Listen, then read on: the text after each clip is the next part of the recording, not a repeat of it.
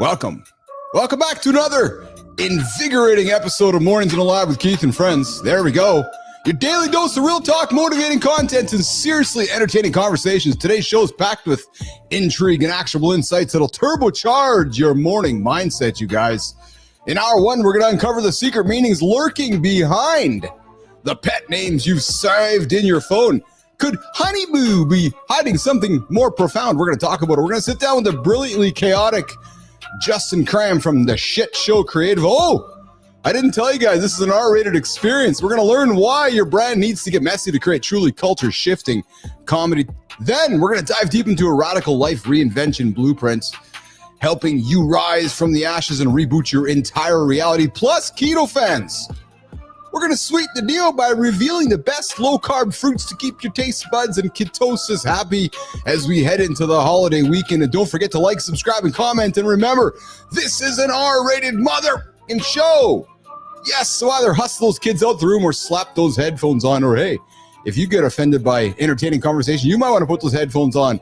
And for the love of mornings, don't hit that snooze button. You guys are going to be 9 minutes behind the guy who didn't.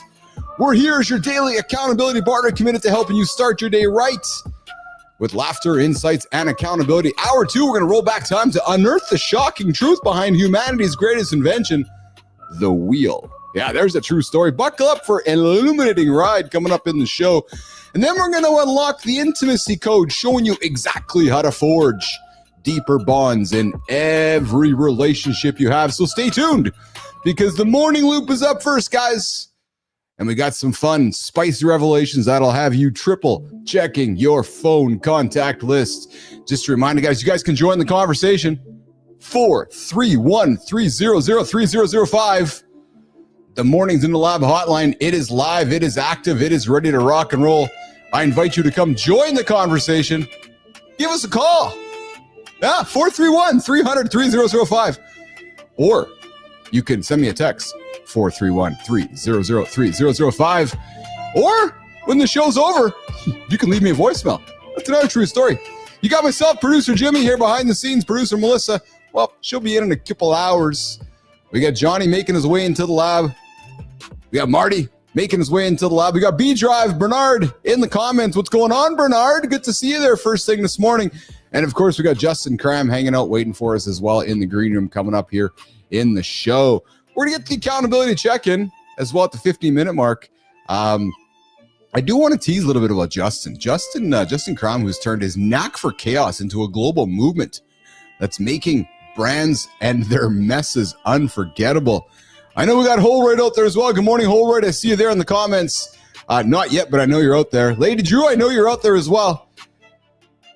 Looking forward to bringing you guys into the big show here today. Hey, guys, tomorrow's Friday. In the loop, you know we get after it every single day here. Tomorrow's Friday. We're going to do a free-for-all Friday with some fun conversations. We might have conversations about Jimmy, about the face. I'm just teasing.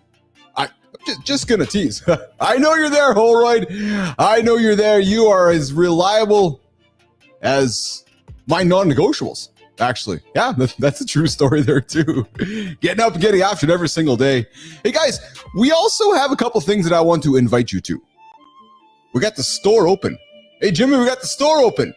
It's the Mornings in the Lab store, the morning.store, where you can pick up your true story hat, some t-shirts. I got to get my stuff done before Bernard gets ahead of me there. Go check it out, the morning.store. Yep, get some nice hats there. You can see the true story stuff and t-shirts. And guys, I got to repeat myself here. We are not looking here to line our pockets. No. We're looking to reinvest back into the show. Speaking of the show, coming up on Monday, Kindness Rising, the brand new 30-minute experience opening up Mornings in the Lab with Matthew Roof is going to get after right here on the channel, 7:30 Eastern time, helping you guys get your day started with positive, inspiring, kind conversation. And then, of course, in August, we got a third hour being added to the show, guys. It is going to be called Third Hour with Keith and Jon Bannister. We're working on the name of that. It's actually, I think it's Top Serve of the Morning. With myself, Jonathan Bannister. We're going to lean into digital marketing and marketing experiences to help you guys, give you guys the knowledge you need to help get your business moving and get your business going along the way. All right, Jimmy. So I'm just checking some stuff here. Jimmy, I got to be honest, brother. This is the first time we don't have our brother from another mother hanging out in the green room waiting for us, which is actually Jon Andersen. I'm actually somewhat surprised that he's not here yet today, but that's okay. I suspect that he is getting himself sorted out. I know he's got a full house there in California this weekend, so we'll get that to you guys in a few moments. But Jimmy, I got a conversation I want to throw on the table today for everybody. I got a conversation. Yeah, you might be stuck, Jimmy. You might be stuck getting it all out. But guys, have you ever wondered what your contact name in your partner's phone truly says about your relationship? Well, coming up later in the show, Jimmy, we're not going to run this one right now. We're going to uncover the subtle but telling insights hidden behind how couples save each other's numbers in their phones. It's actually an interesting conversation when you think about it. How do you save your partner's name? Do you call it partner? Do you call it lover? Do you call it puppet? Do you call it the shithead? What do you call your partner's name? I know I got Jimmy in my phone. Yeah. Oh. Speaking of Jimmy, speaking of producer Jimmy, Holroyd, I think you're gonna love this one, man. Because I love my brother from another mother so much, I sat back one day and no, Jimmy, I don't call you shithead, Jimmy. I call you Jimmy. So, but listen to this guy. Check this out. Jimmy.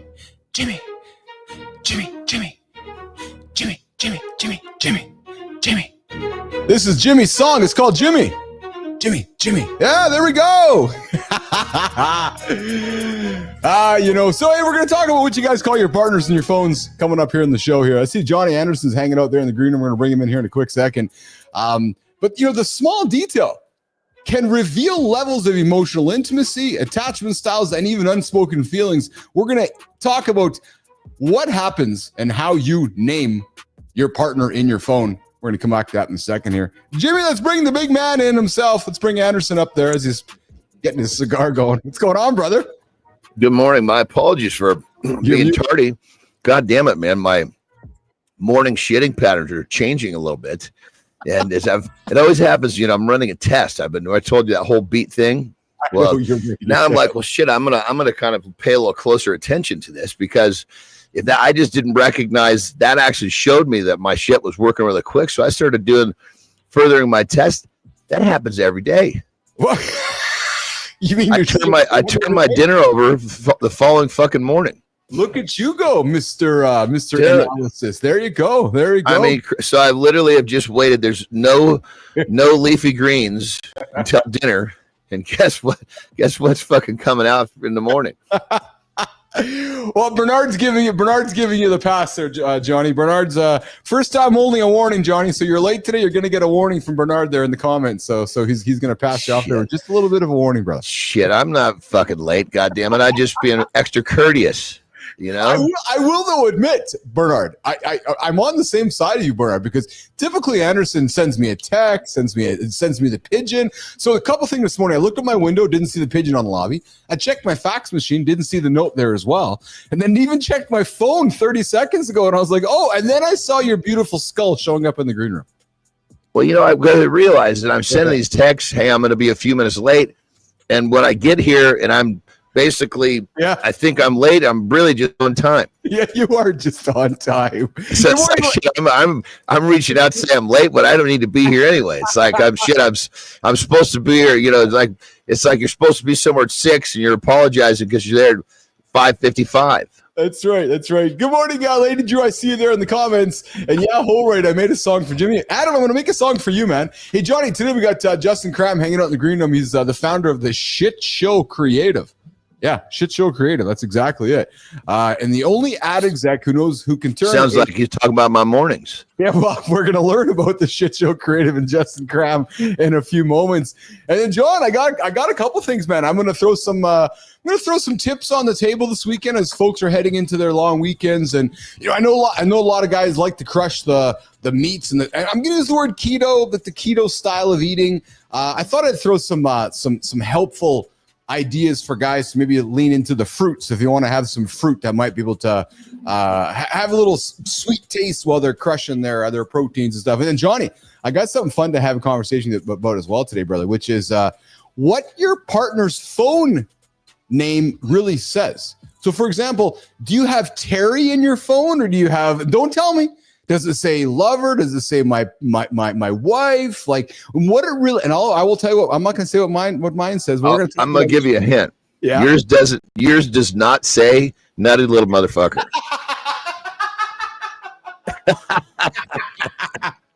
I was kind of curious about that. Because they have that update button.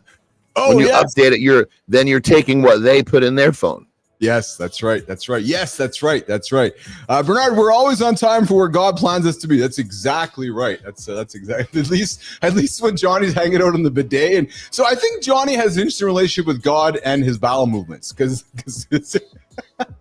John has. Go ahead. You want to hear another trippy thing? I'm only share this stuff once I think I actually see something. Yes. So I started going to bed. Right, I go to bed. But what I'm doing now, instead of just laying in bed, going to bed and falling asleep, I'm going to bed and I'm basically counting myself in as if I'm doing a session. Oh, yeah. And it's like when like sometimes like last night, fucking work like a charm. Dude, I went into this fucking slumber. I woke up and I almost pissed my pants, But it was almost like, because, you get into that really good state when you get into that really quiet space. But a lot of times when we fall asleep, that there's a little more noise than we may want. So I cleared that shit out, man. And it was like my body just went boom into it. I mean, I'm going to be pushing into this little technique. There you go. That's awesome. Hey, coming up in a couple minutes, we got Justin Kramm, founder of Shitshow Creative and the only ad exec we know who can turn a brand crisis into a comedy special with a Grand Prix under his belt, a global network of 380 plus creative misfits, and a personal mission to weaponize humor against cultural dysfunction.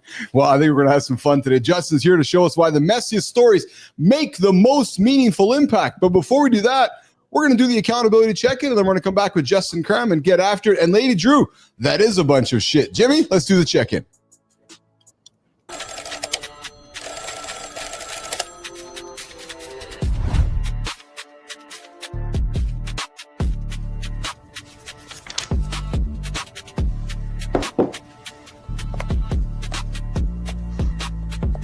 I am capable. I am strong. I will achieve my goals. Today is a new day.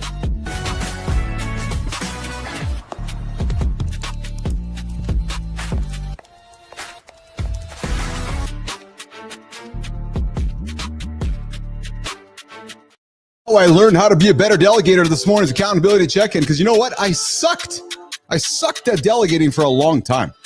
I'd hand something off, and then I'd turn around and I'd redo it my way anyways, and getting in my team's way. And if I didn't look like I wanted it, I'd step in and I'd fix it. Yeah, it's easier. I just do it myself. Yeah, no, except it isn't. Not in the long run. There was a point I had to kick myself in the ass, look in the mirror and say, what the fuck are you doing, man? Why did I hire all these people if I was just going to go do it all for them? Why did I hire all these people if I was going to parent them? They're not children. Why was I in their lane every 5 minutes? So here's what I learned. Delegation isn't about making your life easier today. No. It's about teaching and backing off, even when it's frustrating. It's letting people do the job you hire them for. You put them in the time to teach how, and then you get that time back later. I wasted years being the bottleneck, the guy who stopped it all. I fooled myself into thinking I was helping, but I wasn't. I was just getting in the fucking way. All I did was slow everyone down. Now, I trust adults to be adults. I don't hire children. I still want things done every right. And I don't jump in every time. I don't need to because that's the point. When you hire an adult, you empower them to lead. So if you've got a team, but you're still stuck in this whole idea that I'm just going to do it myself, believe me, I get it. I've been there. But you've got to get out of your own way.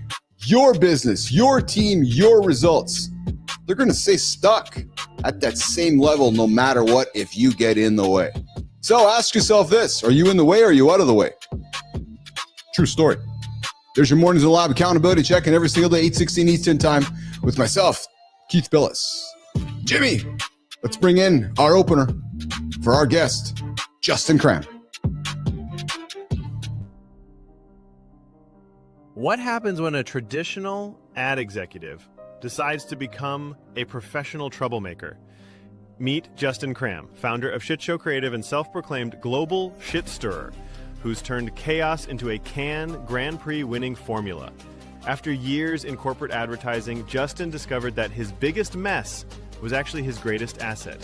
He built a global collective of 380 creative misfits in just 2 months, proving that vulnerability and humor could outperform traditional business strategies.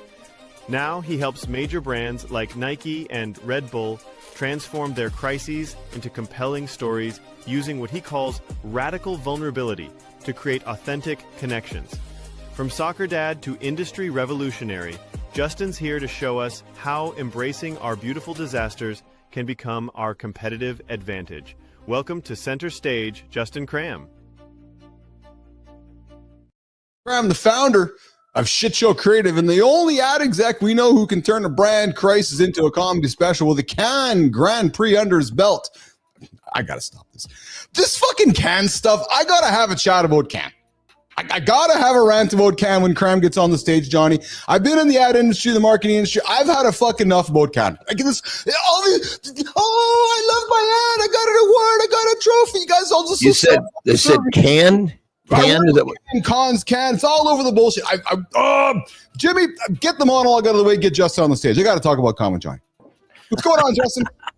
Oh man, I'm here for that rant against Cannes. I spent the last 2 weeks online just blasting the execs there on the yachts, drinking rosé while firing people from their iPhones. And then wondering why AI is taking their job and wondering why we're all just I got a trophy because I had a nice ad. Oh my God. They think they're sending everybody back to the office from their mansions in Long Island. And they come in. What the hell? All of the best work of all time is done in a home office. Isn't that where Darwin wrote The Evolution of Species, or where Stephen King wrote 80 books maybe more in his little house in Maine? Justin, it's where Keith Billis and Jon Andersen are creating the greatest morning show platform in the world. Jon Andersen's wonderful home in California, Keith's wonderful home in Winnipeg. Between these two motherfuckers, we're creating greatness every single day. Let me sound like the big dumb shit right now. Okay. You guys keep saying the word can, correct? Yeah. And I'm fucking still not connecting the dots here. Because it's a city in the south of France where rich assholes go to toast themselves on yachts while they fire people. It's called the Cannes Festival of Creativity. And the only people that go there are the uncreative suits. Once in a while, a real creative was invited, but I've won 4, and I was never invited, so maybe this is personal. You know what I mean? Okay, I got you. But so on that level, I guess my first reaction now that I know what Cannes is, why are we harboring so much negativity about it? Holy shit! Hopefully this is fun. No, this is fun, correct? Oh yeah, I just wanted to have some good. I was like, am I missing a boat here? Are we talking about like these rich dudes like molesting somebody in the bathroom? What's going on? Actually, Johnny, I never get a chance to rant about, is it Cannes, whatever it is. So when I saw Justin, I'm like, hey, I can rant about it for a quick second. So Justin, I come from the marketing ad industry. We're not here to talk about me. So I have experience with the stuff you're talking about. I was never there, but that's a whole other conversation. But hey, listen, brother, where are you joining us from today? Fort Lauderdale, Florida, 1984 spring break capital of the world. 1984 spring.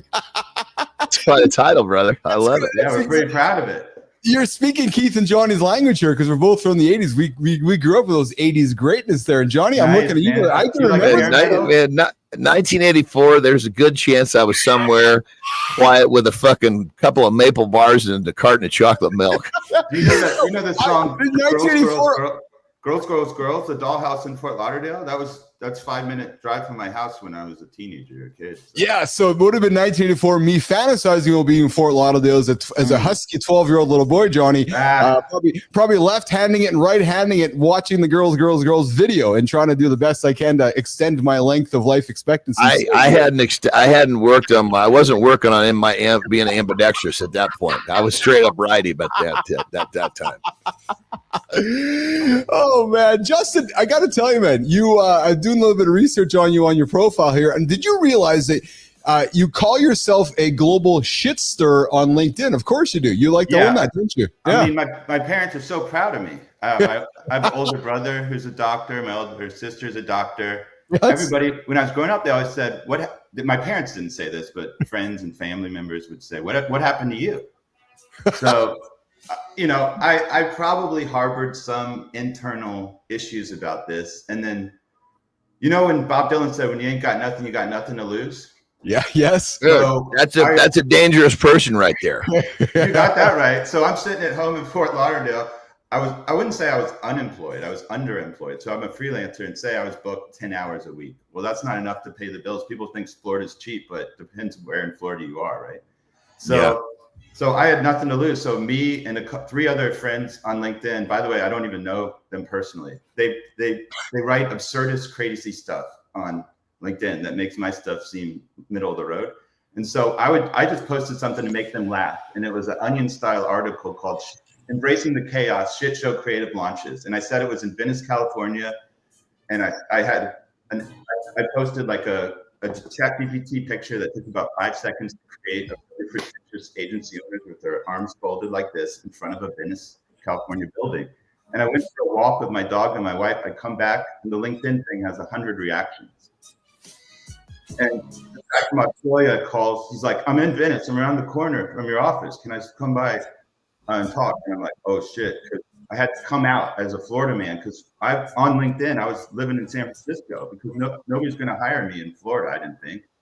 And shit. Okay. So all of a sudden I had to come out as a Florida man. I thought it would end my career, but I started joking about like having a snake around my neck and an emotional support iguana and making all these self-deprecating Florida jokes. And then people gravitated to it. And then I told them about my radical, I guess you'd call it radical honesty approach to life and advertising. Like I'm done like giving a shit what people think. This whole subtle art of not giving a fuck. Baby.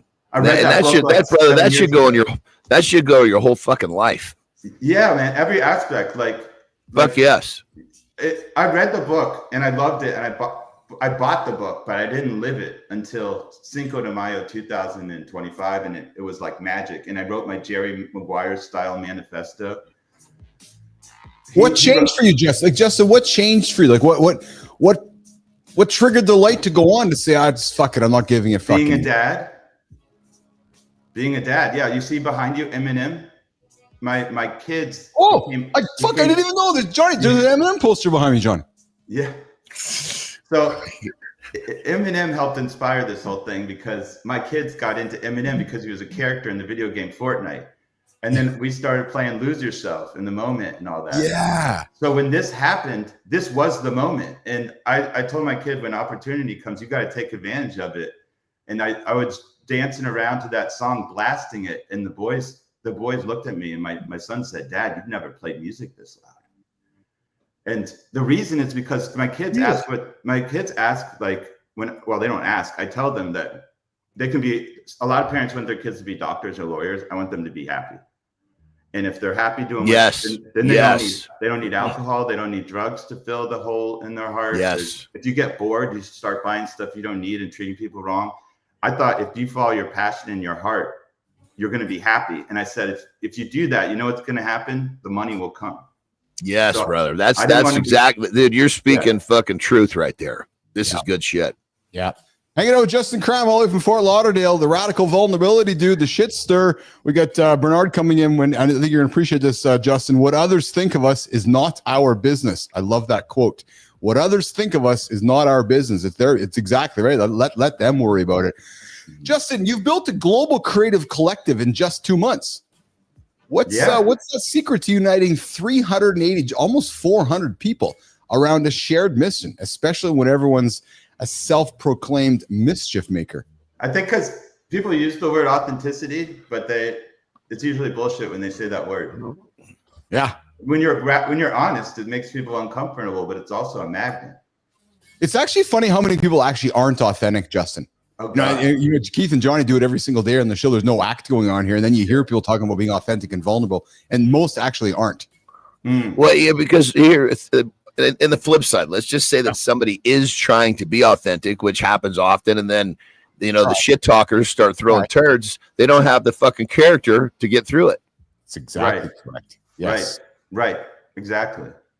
It's like honesty can be a shield from the haters, basically, because if you're honest and the other person's not, then you can't worry about them. So And Go ahead, You look know, around, my fast track to get through all that was when you just stop acknowledging negativity, then it's like you don't see it anymore. It doesn't matter to you. You know, that's like I don't acknowledge negativity, don't acknowledge the shit talkers, because if I did, I would then be focused on what I don't want. I focus on what I want. I focus on love. I focus on positivity, and that stuff just becomes invisible. And then at that point, it's so easy to be yourself. There's so much power in You're that. right. You're in what right. John talks about there. So much power in that, Justin. I'll tell you something I've learned from hanging out with Johnny.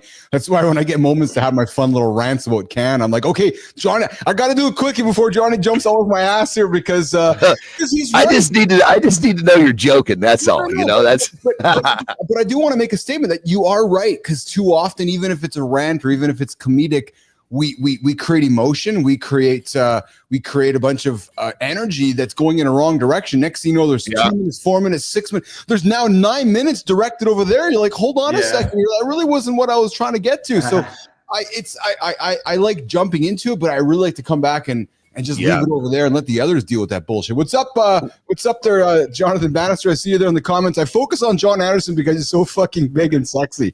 Yes, we know that. Jonathan, I love you, brother. What were you gonna say, Kramm? You were saying something there, brother? Me? Yeah.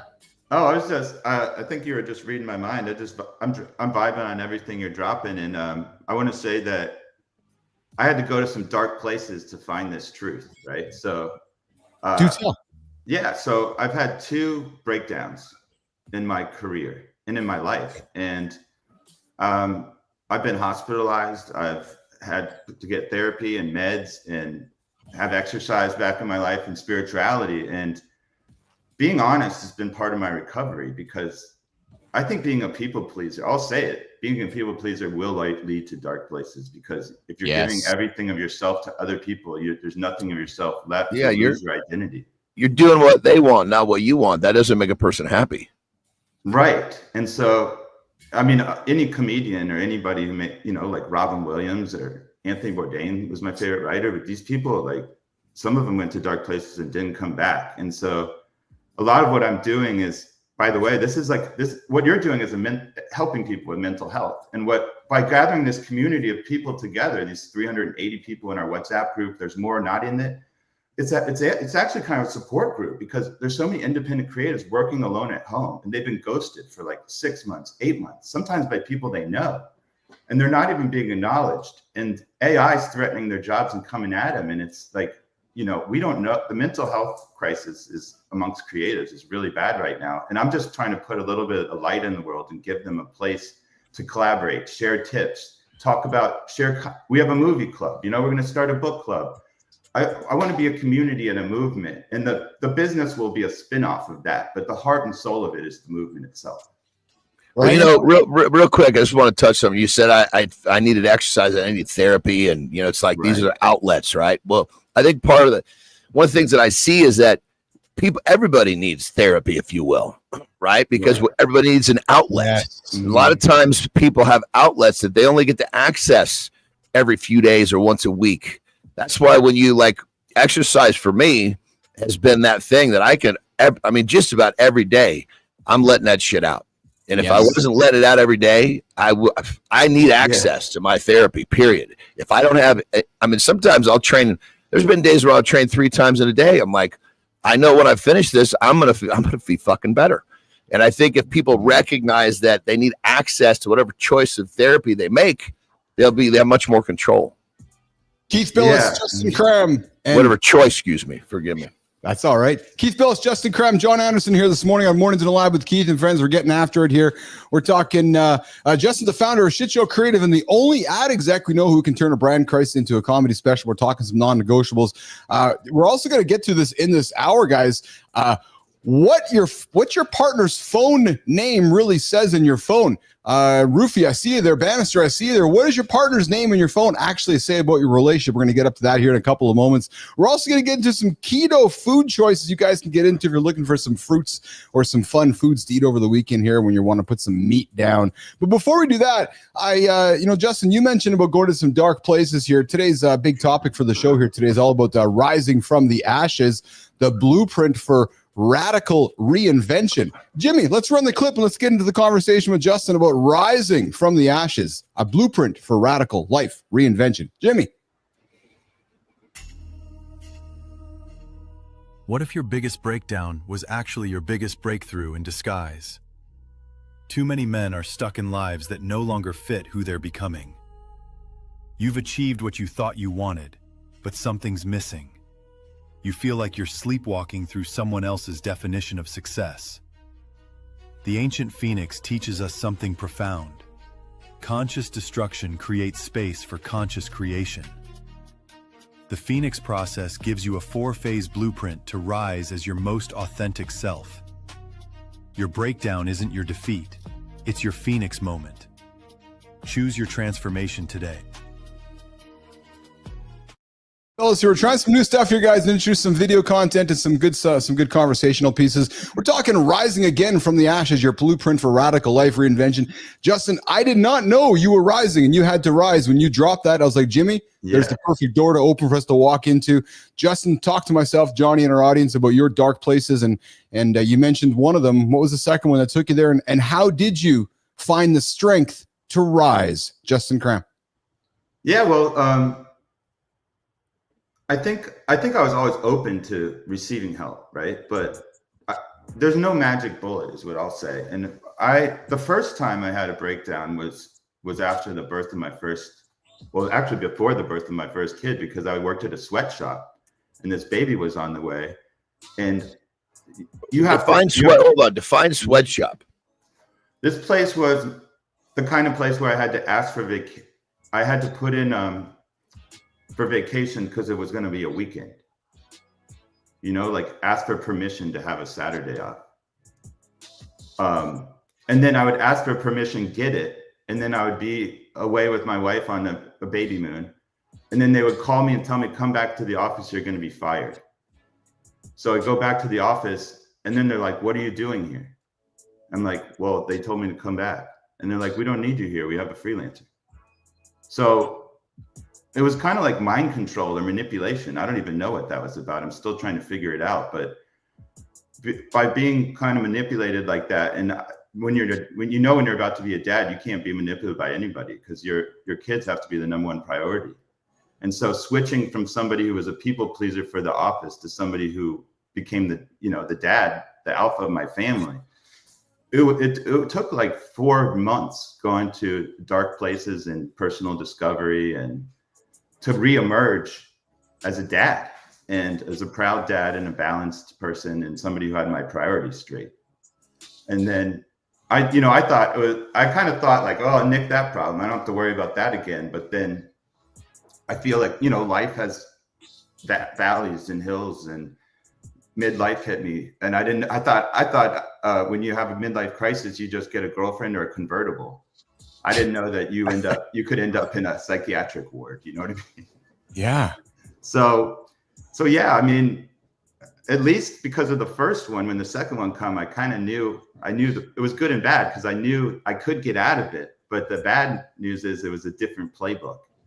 And a friend of mine reached out and he told me that a friend of mine was an alcoholic, and he had a breakdown during the COVID crisis, like a lot of people. And he told me that how he got out of it. And one of the things he did was this treatment that a lot of people don't know about called TMS. They just put magnets on your temples. It doesn't hurt. There's no side effects.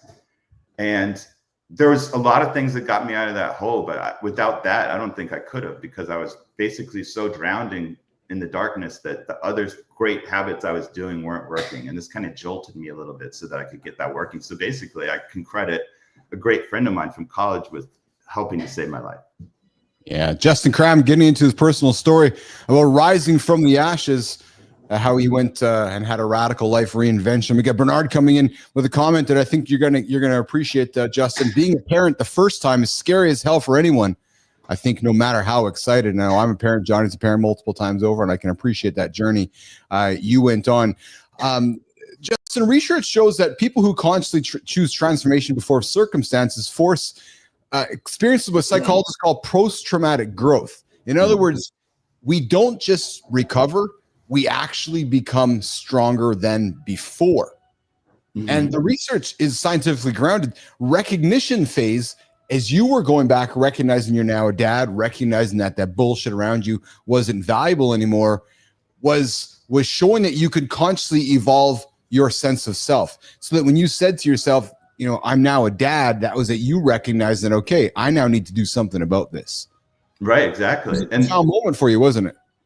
Yeah, and I can pay it forward in a big way. I mean, that's why I tell people what happened to me, because they can reach out to me. I could give them details. I could tell them where to go, what to do. I mean, a lot of people just aren't aware of certain things out there. And when you're in a desperate situation, you want to try everything. You should try everything.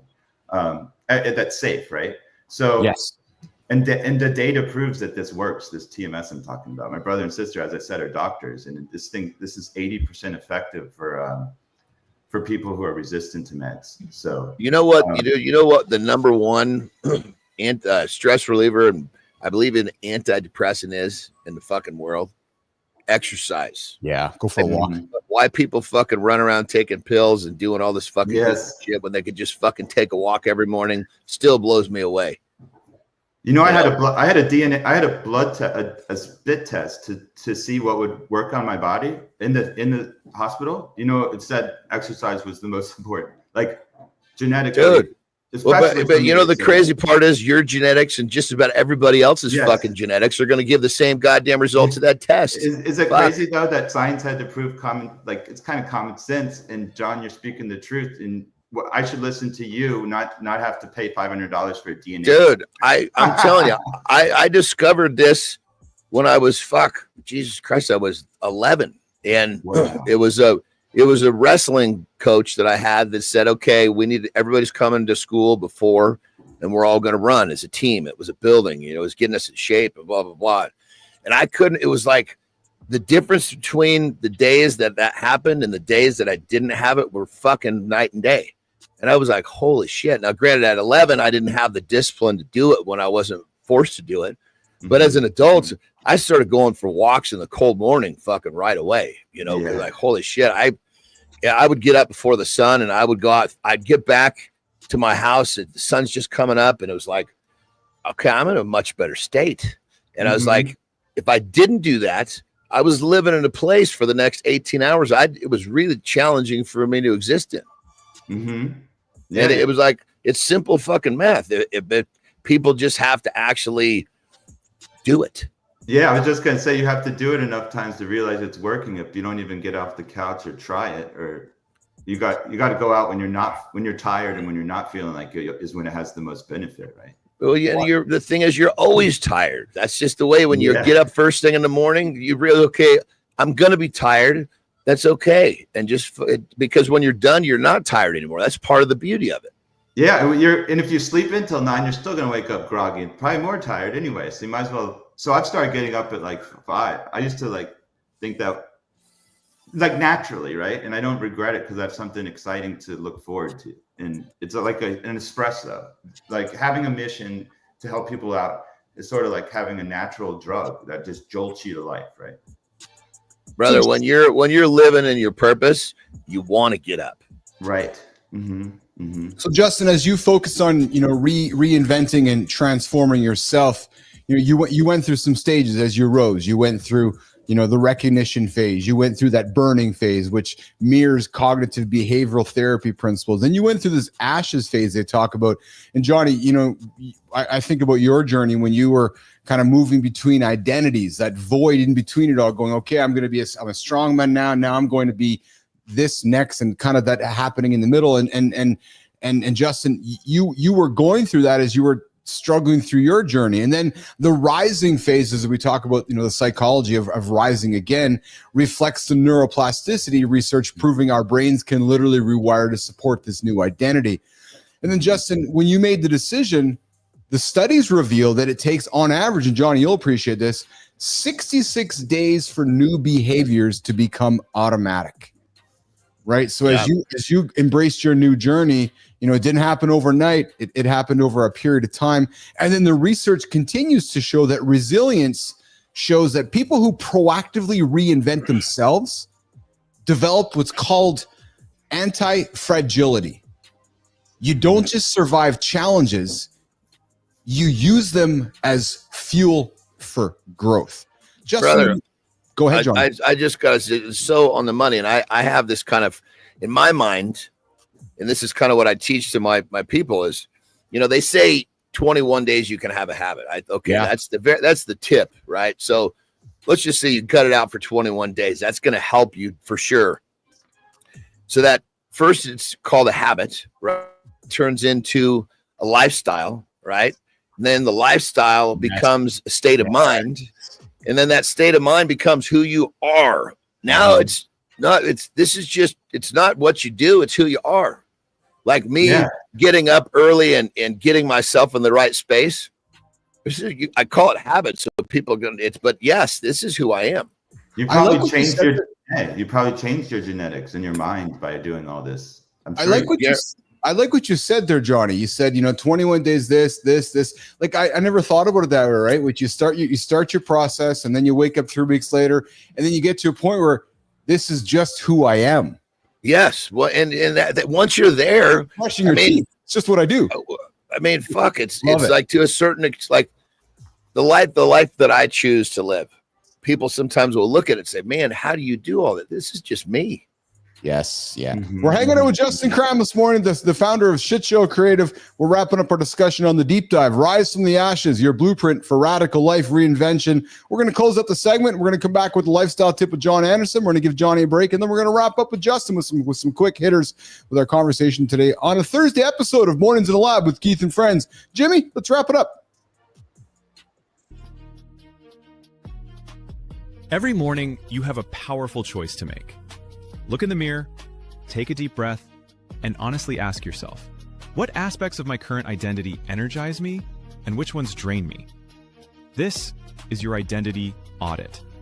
The critical moment you clearly see what no longer serves who you're becoming. It's time to consciously choose your Phoenix habit. One daily practice that symbolizes not who you are today, but who you're evolving into. Rise boldly from your ashes, let go of the old, and step courageously into the fullness of your potential. Your transformation begins right here, right now. This phone name really saying about you coming up in a few minutes. What's it saying? What does your partner's phone name say?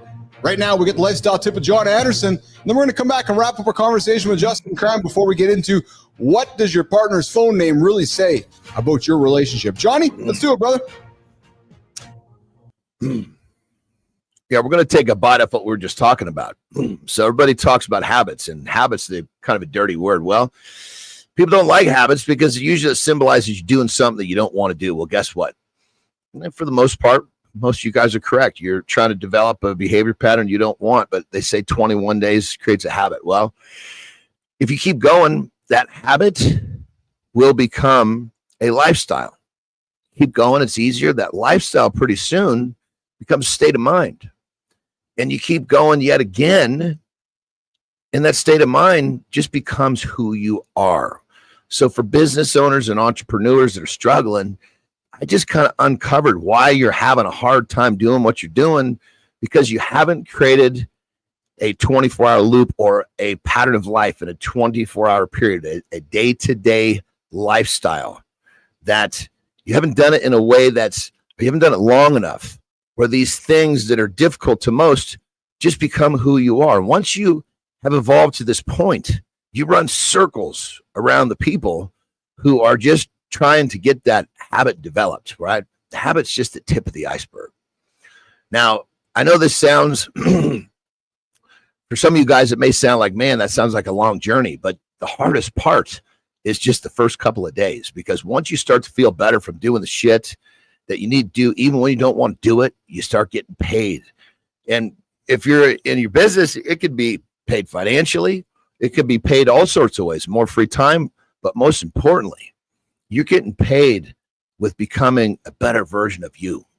And the better you become, the better your business becomes. The better you become, the better father you become. The list goes on. And again, this is what I do. I help people level up. When you level up, when you get better, everything else in your life gets better as well. Now it's all up here.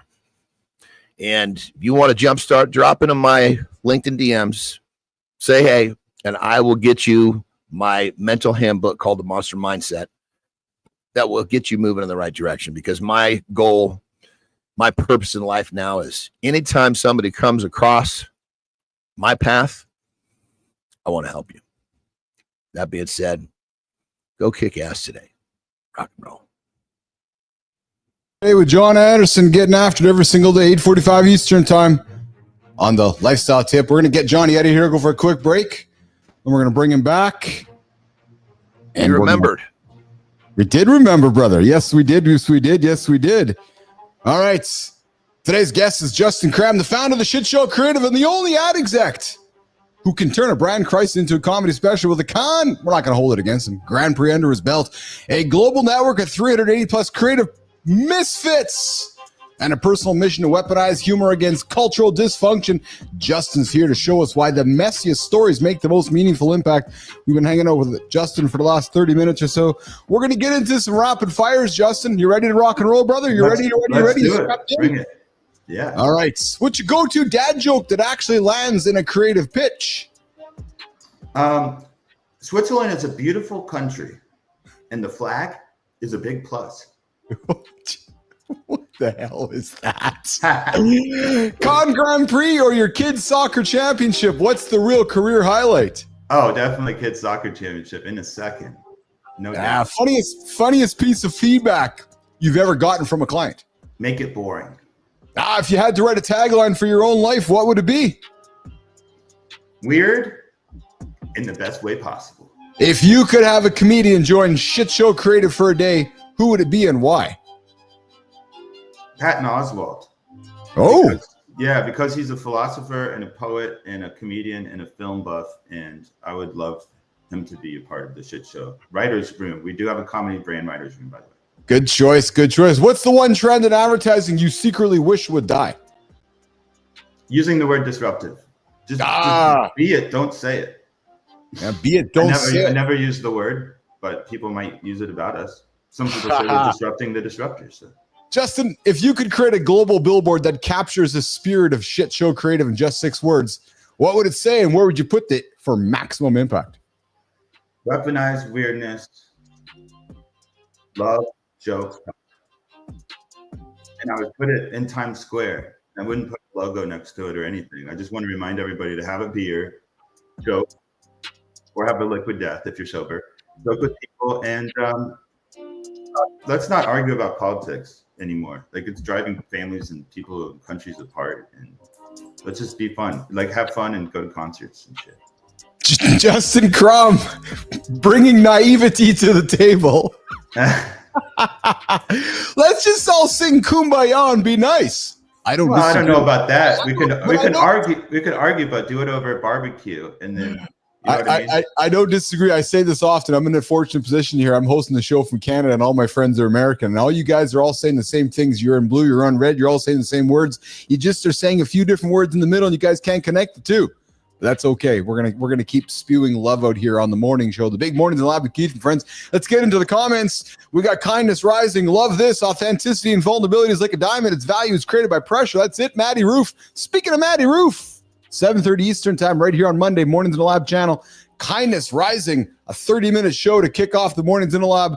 Big hour, the big show to help you guys get up with some kindness, with hosted by the man himself, Matt Roof. Let's see, we also got Matt Roof coming saying, tell it more men need to hear this. I almost didn't come back to. Thank you. And then we got Lady Drew coming in with many Canadians deal with depression, and they, what did he say here? He says, she says many Canadians deal with depression and they perform their work to assist others to be happy. You're absolutely right, Lady Drew. And then global coming in, creators are focused on output and ideas and forget collecting input to adapt to client public. And of course, we got in the vertical feed, Bernard coming in with be 1% better at something each day and take credit for it. Yes, work on the rest. Have fun and go to concerts. I know, that's Bernard. Hey, Bernard, there's a t-shirt for us there to make. Have fun and go to concerts. Period. The words of wisdom from Justin Kramm. Yeah, perfect 6 words. What's your favorite? Hey, Justin, I got a question from Bernard. What's your favorite music genre? Country. Oh, yeah. I wouldn't have thought. How come? Storytelling.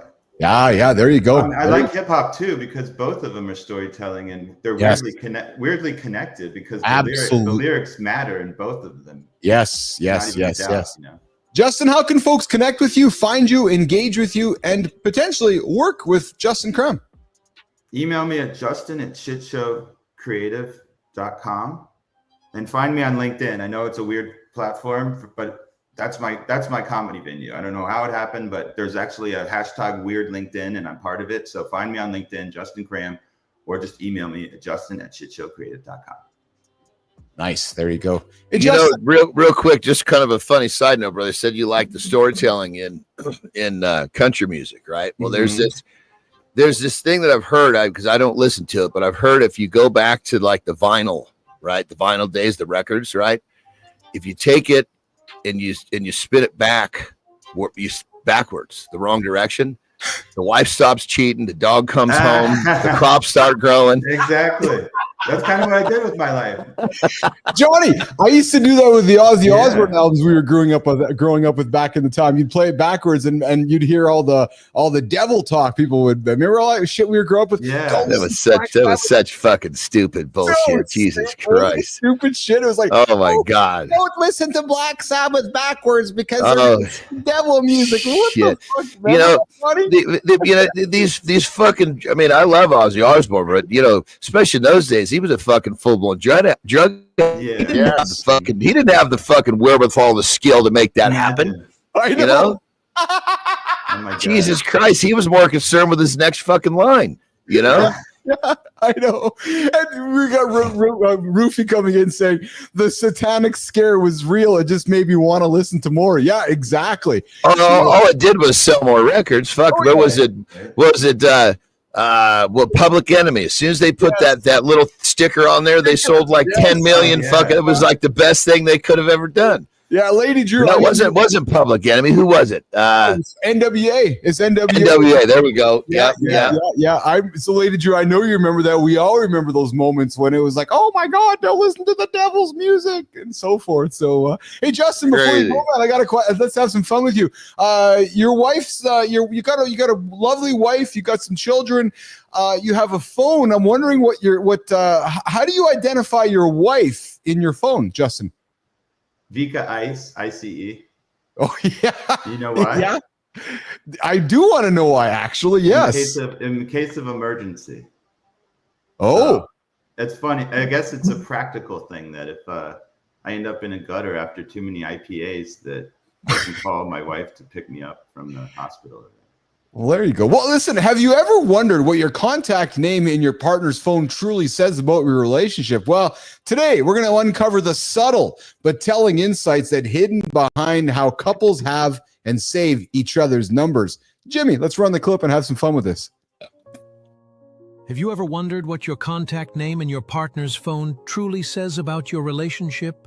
This small detail can reveal levels of emotional intimacy, attachment styles, and even unspoken feelings, impacting your connection more than you realize.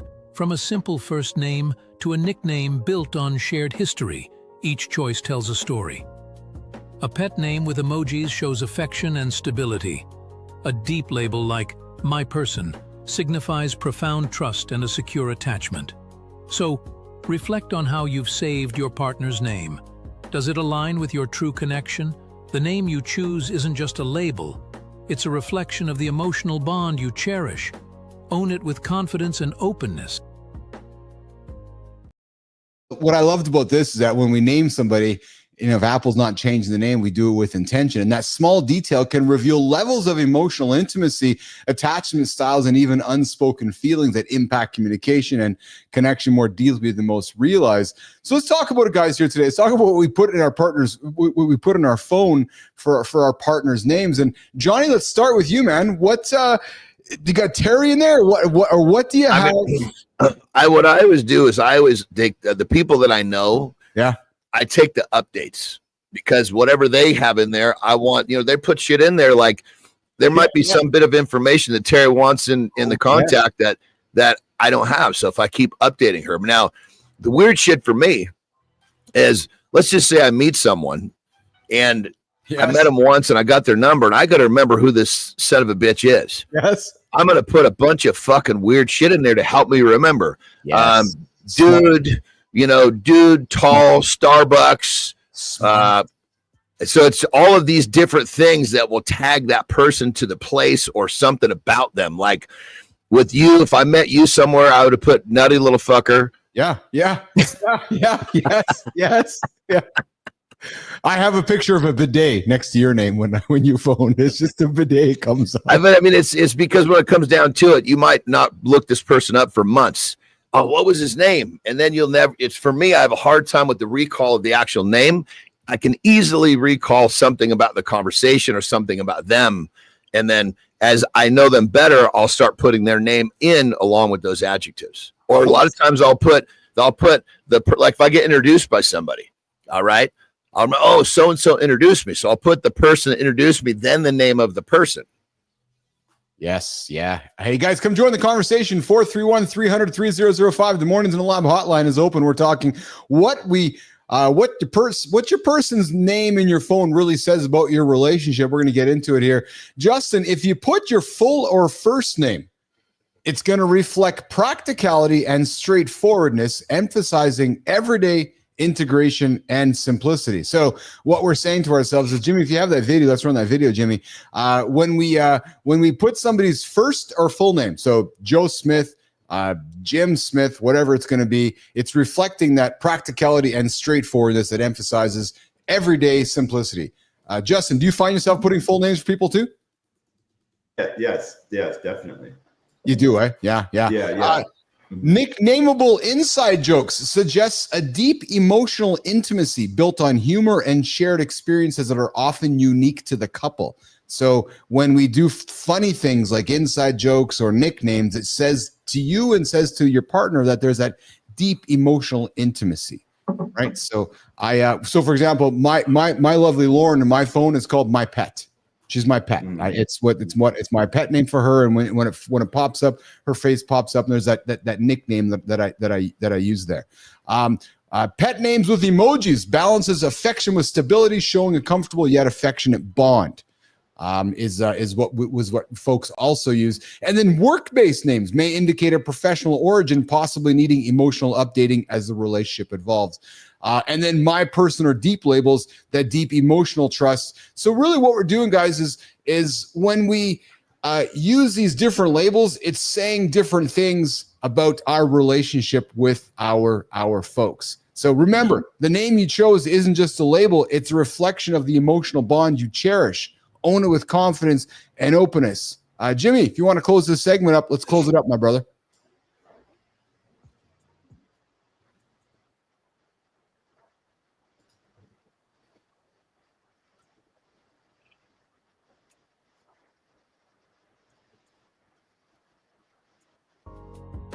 How is your partner saved in your phone right now? Just their name? Maybe a last initial? Here's the thing about real talk in relationships. Those small details reveal everything about our emotional connection and daily accountability to the people we love most. When we're intentional about how we honor our partners, even in something as simple as a contact name, we're building morning mindset habits that strengthen our bond. It's not just about the name, it's about the intention behind it. Take a moment today to reflect on how you've saved your partner's name. Guys, Keith Bellis, Jon Andersen, Justin Kramm, Mornings Alive with Keith and friends. We're wrapping up with Justin. Justin, hope you had a lot of fun with us, brother. Oh, it's great. It's great. I hope my shit show didn't scare you away. No, your shit show didn't scare us away.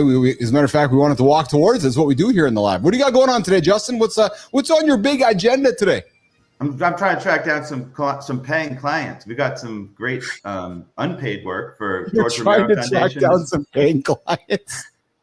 Yeah, we got a lot of starving artists out there, so I'm going to be tracking down some people who are going to help pay the bills. So that's awesome. Yeah. Well, dude, listen, I enjoyed you hanging out with us today. You guys can find Justin on LinkedIn. You can find him at Shitshow Creative. And final words from you, brother, before we say goodbye, and we're going to grab a coffee later today. Final words from you. Weaponize weirdness, have fun, go to concerts, listen to music, and love each other. And pull up an old music video from the 70s and read the comments, because it's just a love fest. Yeah. All the Dude, best. I love the simplicity you bring. I really do. It's organic. It's natural. Go to the concert, have fun, probably drink a beer, smoke a joint, just chill out, be a dad. Yeah. Like I think I'm probably speaking your language. Am I wrong? Yeah, that's the language. I realize overthinking just brought me to some dark places, and underthinking is a beautiful human thing. Brother, you were talking my language. I exist off a fucking foundation of simplicity. Yeah, that's it. Some Henry David Thoreau wisdom. Henry David Thoreau wisdom. Yep. All right, Jimmy, let's walk Justin out of here. Justin, I'm looking forward to catching up with you later for coffee. Brother, I appreciate you, man. I appreciate the nuggets you dropped, and you be well, okay? Take care of yourself. Take care of your family. Hit me up when you're down in Fort Lauderdale sometime. All the best. We'll meet you. Pleasure, brother. Keep kicking okay, ass. John. All right. We'll meet you at the dollhouse, Justin. Yeah, exactly. Let's do it. Bye. For See some you, brother. girls. Good song, Johnny. Good song, Johnny. Yeah. That's the Motley Crue. Was they had the world by the short and curlies there for a while, didn't they? Did they ever? Yeah, did they ever? Hey, guys, we're hanging out with Justin. Justin, you're hanging out with Keith and Johnny here this morning on Mornings in the Lab with Keith and Friends. We're going to get to the comments in a couple minutes. Johnny, Justin just dropped some simple nuggets, man. I liked the simplicity, like yourself, that he just, he does not overcomplicate his message at all, frankly. Yeah, when at very first I was kind of digesting him improperly. So I'm glad because and I realized as he went further on, he was, I guess you could say he was, I guess a part of his thing, he says is shit stir, but underneath all that, he's actually bringing a positive, simple message. Yeah, I got to be honest, pal. I don't know if he's much of a shit stir as he thinks he is. Yeah, well, I think, it is. It's like, it'd be like me if he calls his agency, it'd be like if I called myself Fat Ass Fitness. You know what I mean? Yes, that's exactly it. I'm not throwing him under the bus by him not being the shit stir. I liked how simple he made everything sound, and like he said, and he repeats some of the things that you talk about, which is when he overcomplicates it, it gets him into trouble. So it's like, I want to overthink it gets me into trouble. I'm just going to say the simples, the basics, be a dad, make good decisions. And I know it's like the Hulk Hogan, eat your Wheaties stuff, but dude, there's so much value in simplicity. Well, he's basically, I guess you'd say he's creating a stir so that he can push his message. Yes, exactly. We got Bernard coming in with be a shark or swim with the fish. That's a true story. And Justin's and Bernard saying, Justin, thank you for your courage. Absolutely. And we got dude, it fucking blows me away because we have all these people come on. I mean, I talk to more, outside this show. I'm in my own little fucking bubble, dude. I have a very little contact, with people. Dude, you and me both. I'm not gonna lie. You and me both. Yeah. So it just fucking blows me away because they come on here and they talk about how they started off, and they're obviously they've changed their course of life now. But it's like, holy shit, people fucking deal with this shit.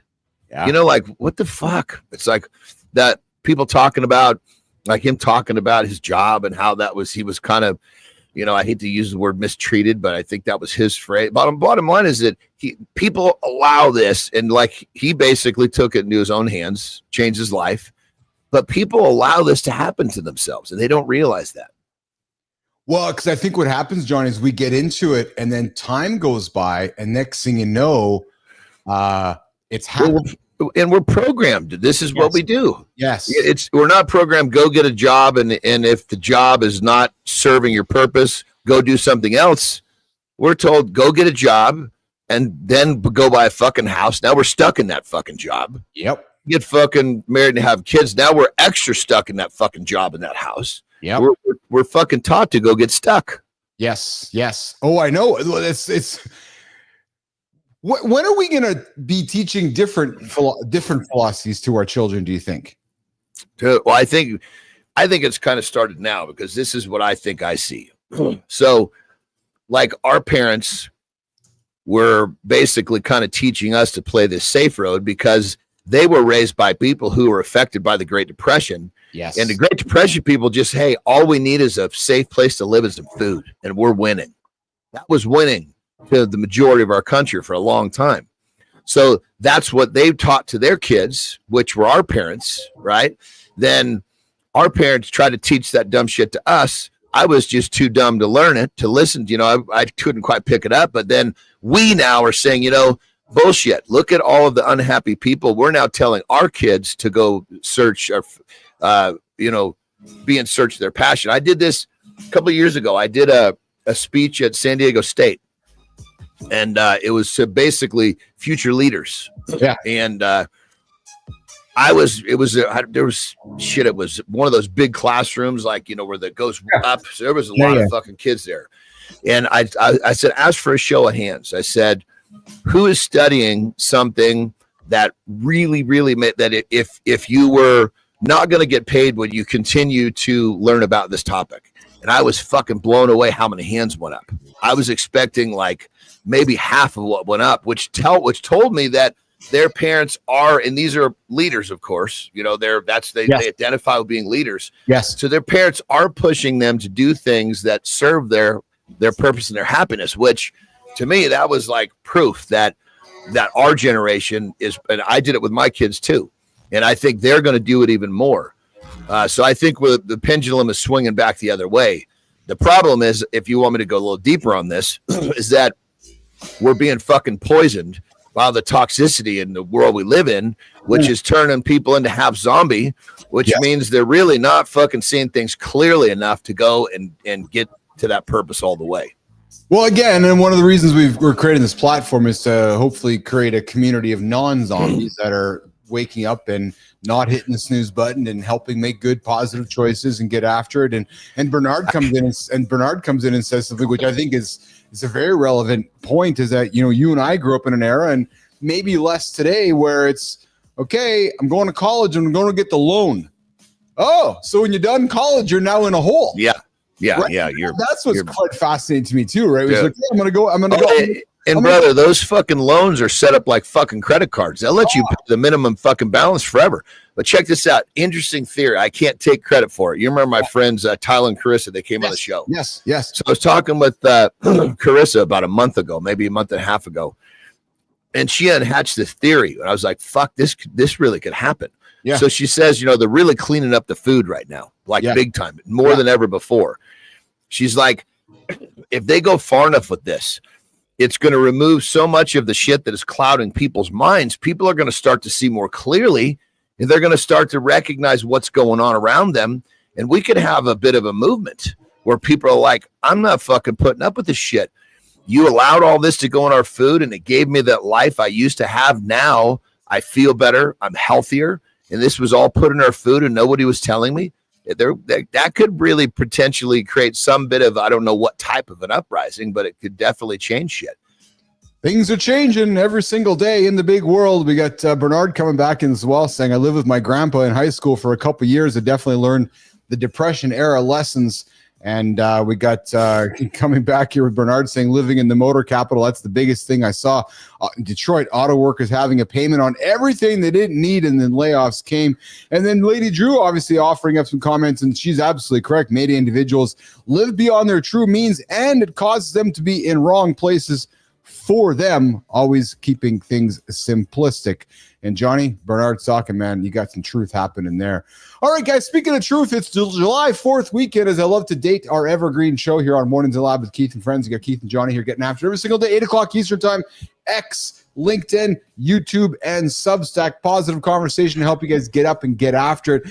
And guys, the philosophies we like to talk about here in the lab is not hitting the snooze button, creating non-negotiables, healthy choices, whole single ingredient foods, you're leaving that processed food away, getting your sleep in. And for some of us who like to put labels on our eating patterns, whether it's a quote unquote keto diet or a low carb diet, or listen, we're not about labels. We're not about Mother's Day or Father's Day. We're about every day here in the lab. However, some of us like to have labels to identify things. And Johnny, I thought that as we're going into a long weekend, there's some dudes, there's some folks that love to eat their great whole ingredient foods and so forth, but they're like, I think I want to have a little bit. I'm on a keto type diet. I try to minimize my carbohydrates, and I there's some fruits that I'd like to have to sweeten some things up. So I thought we could uncover some top fruits that we can encourage our audience to maybe just lean into over the weekend here that will keep us healthy, satisfied, but still firmly within a ketosis state. Jimmy, let's run the clip and let's have some fun with Johnny on this one. Ever thought fruit was off limits on keto? Think again. Today, we're uncovering the top fruits you can enjoy without sabotaging your low-carb goals, keeping you healthy, satisfied, and still firmly in ketosis. Choosing the right fruits ensures you get vital nutrients without spiking your blood sugar, helping you maintain energy and enhance your keto results. Practice portion control. Pair fruits with high-fat foods to increase fullness. Mastering keto isn't about giving up flavor. It's about making smart choices that nourish your body and fuel your goals. What's your go-to keto fruit snack that satisfies your sweet tooth? You've got this. Guys, ensures you get those vital nutrients, the antioxidants, and fiber without spiking your blood sugar. Johnny, we just kind of pause and point something out to you. We had somebody on the show yesterday, earlier on in the week, whatever day it was, and he's like, dude, you guys are like producing a full-on show. You got these opening clips, these videos. I'm like, yeah. He's like, I had somebody come to me and said, I want to start a podcast. He's like, dude, you want to start a podcast in 2025? Go look around you out there and look at the production that people are putting together. And he's like, Billis, look at your fucking show. I'm like, yes, look what's happening here. So I think you can know you are adding some new production elements and adding videos and adding the stuff in here. So people know. We're like light years ahead. That's not even. But because here's the statistic that really demonstrate that. Listen to this, dude. Yeah. This is crazy. Yeah. Forgive me. I'm not going to be totally on with this number, but it will still illustrate my point. Yes. The average new podcast lasts, I think, like fucking 4 episodes before they quit. Fuck. I know. I mean, and there's these companies now that are selling oh yeah, we'll produce your podcast and da. It's like the fucking biggest hustle on the planet because they're selling to people that have this fucking dream of doing something but don't have the ability to fucking do anything on a regular basis, and that's what fucking podcasting is. I know. Let's talk fruits. No, we're not. I'm going to crack a joke here, Johnny. We're not talking fruits from the 80s because that term was a whole different term in the 80s. And you know what I'm talking about, Anderson. You know exactly what I'm talking about. Honestly, I'm searching. Tell me, what is it? Well, you know how in the 80s we had terms that we would use that we wouldn't be using today, like fruits or fruit cakes or shit like that to refer to. Fruits was a gay term. Is that what you're saying? It was a gay term, and I don't know why it was a gay term, but it was a gay term in the 80s, man. And I'm just going to blame Justin Kramm on this because he introduced the dollhouse in the 1984 Fort Lauderdale thing. So I'm like, okay, if we're going to go back to the 80s, like, dude, fruitcakes and fruits were a word that was used nonstop. It's, this is crazy because this little term, and you guys started off the whole show with can, right? I was like, what the fuck, dude? You know what it does? It just shows me how fucking much I focus on what I want to focus on because all this shit goes on around me, and I'm like, what the fuck are these people talking about? I love what our dynamic, and I'll tell you, brother, I'll be straight with you. As I create the show, I'm always thinking about what's going to work with you and I, because I know there's shit that you're like, I don't have a fucking clue what he's talking about. I'm like, yeah. So which is good because it makes it fun. And then I know things that are going to get your goat, or I know things that are going to get a reaction. Because at the end of the day, brother, hold on, we are still creating entertainment for people. So well, I got a secret too. Check it out. Ready? Yes. Anything would work for us. Well, dude, it doesn't matter what you put on the table. We're going to have some fucking fun with it. Well, but here's the thing, too. As somebody pointed out something to me, too. He's like, Keith, I noticed about your show that I see too many guys that just do these podcasts that just talk for the sake of talking. I go, yeah. I go, that's not what no, we got to talk with intention and purpose and entertaining. He goes, I get it. I see you guys. You and Johnny clearly understand that. I'm like, yeah. I said, that's why I think most podcasts actually fucking suck. Because most folks just don't want to sit and hear two dudes talking about nothing. Speaking of two dudes talking about something, true story, Johnny Andersen and his buddy got a Jon Andersen podcast that runs live. If you guys looking for some stuff around Jon Andersen University and some of the stuff that John does outside of the show, go connect with Johnny on LinkedIn. Go check out Jon Andersen University. We're not going to spend a lot of time talking about it on the show here, but just know that he's got some really cool stuff. He's doing some really great stuff that can help you guys. So go connect with him on LinkedIn. Go check out Jon University. My next project, it kind of fits under the umbrella of what I'm doing my coaching company for sure. But it's like, this is like, when you help people. Yes. That's what I do. This is just helping on another level. Yeah, exactly. So guys, I invite you, just because our show stops at 8 o'clock Eastern, I'm sorry, 10, whatever fucking time it stops, Jimmy. John's gone and I'm gone. You can go and connect with us. And oh, by the way, 431-300-3005 is the Mornings in the Lab hotline. Connect with us all the time. Global, thanks for giving me the facts there. Johnny, the Cannes Film Festival is an annual film festival held in Cannes, France. So Global, here you go, brother. Here you go. Yay!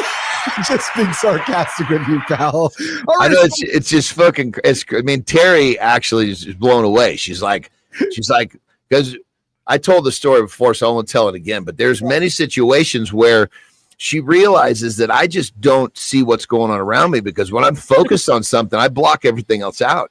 Yes. You know? Yeah. Oh, and I yes, that's awesome. All right, let's get to the keto. And Jimmy's like, get to the keto stuff. So, Jimmy, let's get to it, brother. Let's talk about the keto fruits that we can eat along the way this weekend. That's going to keep us below the 50 grams of carbohydrates along the way here. So, Jimmy, let's throw them on there, pal. You start throwing them up there. You start throwing those fruits up on the table, and we'll start talking about them. Jim, which one are you going to throw up there first, brother? Which one you want to throw up there first, my brother? All right, we got what do we got, Jim? We got some avocados, 2 grams a neck. Oh man, I love avocados. Avocados are awesome. 2 gram carbs per 100 grams. We got raspberries you can get after. You get some blackberries you can get after. Strawberries, watermelon. Well, let me share something along with this real quick. So obviously this conversation is keeping under 50 grams, right? Mm-hmm. But there's another tool in this whole thing that will actually, because it's not just. That's one element. But if you want to go deeper, it's how are those 50 grams affecting your body? The reason that they want to keep it down to 50 is because over 50 tends to have a certain effect with your blood sugar and your insulin. Oh, so if you're going to, like, perfect example, I keeping my blood sugar stable keeps my energy very solid. So when I do eat some fruit, I'm always going to have some fat very first. Yes. Protein next, then the fruit. Because what happens is it's called the glycemic index. Each food you eat has an index. Some fruits are really, really high. Some are not so high. Fats are really low. Protein is more not in the middle, but not quite as low as fat. So when you go fat, protein, then the fruit, which is a higher index, your stomach takes the average of the three. Oh yeah, interesting. I'm with you. But if you put the fucking fruit in first, it starts breaking that down and it goes way high on the index first. You want to put low index foods in first. Does that make sense? It does, yeah. So help me then. So I'm going to sit down and have something to eat today. Keith, have your avocado first before you have your blackberry. Is that what you're saying? Guaranteed. I would go avocado, some sort of a protein, fat source. If you want to really lock your blood sugar, fat source, protein source, carb source.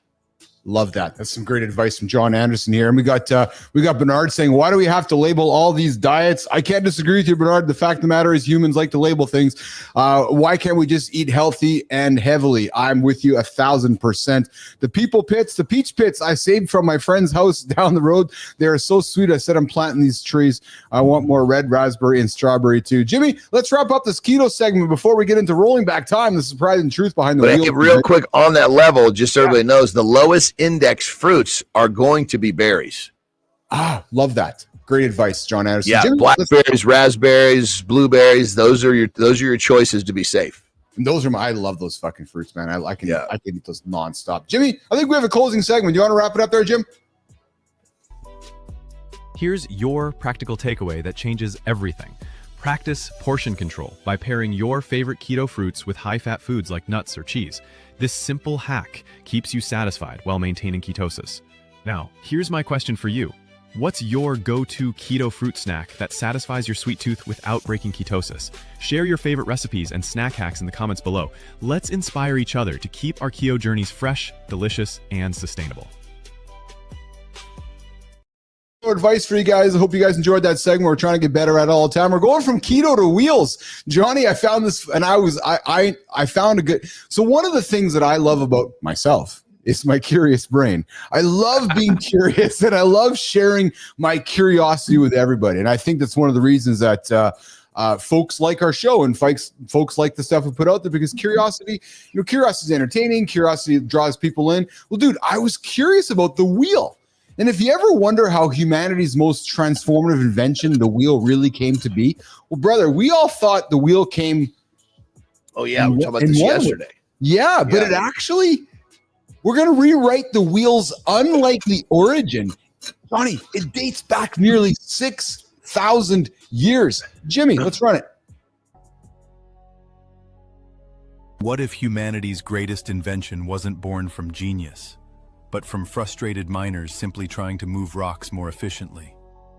You wait patiently for the perfect solution, the breakthrough moment that somehow never arrives.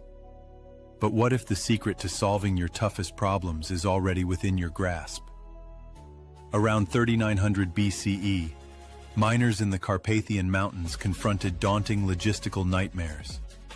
They started by placing logs beneath heavy rocks, then gradually added sockets for stability, carved grooves for better control, and through steady trial and error, perfected the wheel and axle system. Stop waiting for flawless, fully formed solutions. Begin instead with simple improvements and keep refining them.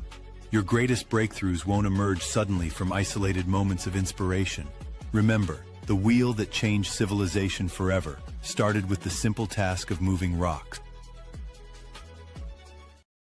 I love it because the word simple, and I know we're big fans here about simple, but it wasn't born overnight, Johnny. It was all about progress over perfection. Nobody's like, okay, we got to get the wheel perfect before we roll it out. And I love this about the story because it was an evolution about something that affects us every single day, yet we take it for granted. Johnny. I was going to bet it had to do with moving something because when you think about it, I mean, people don't think of the wheel as this transport device, but really that's what it is. Yes. You know? Yeah. So you think about it, right? We went from simple logs as rollers and then sockets attached to containers, allowing smoother, continuous movement. And then they modified the rollers with grooves that evolved towards today's familiar wheel and axle. And then they advanced these algorithms that validated this evolutionary path. I thought it's fascinating because what we as humans thought, how the wheel came to life, as we've been digging into research, and some of our simulations suggest that it originated around 3900 BCE with these Neolithic miners. But I like looking around us in the world, Johnny, and thinking about things and how they came to life, and again, what to me, and some of them are really fucking funny. Like one of the best ones I love is.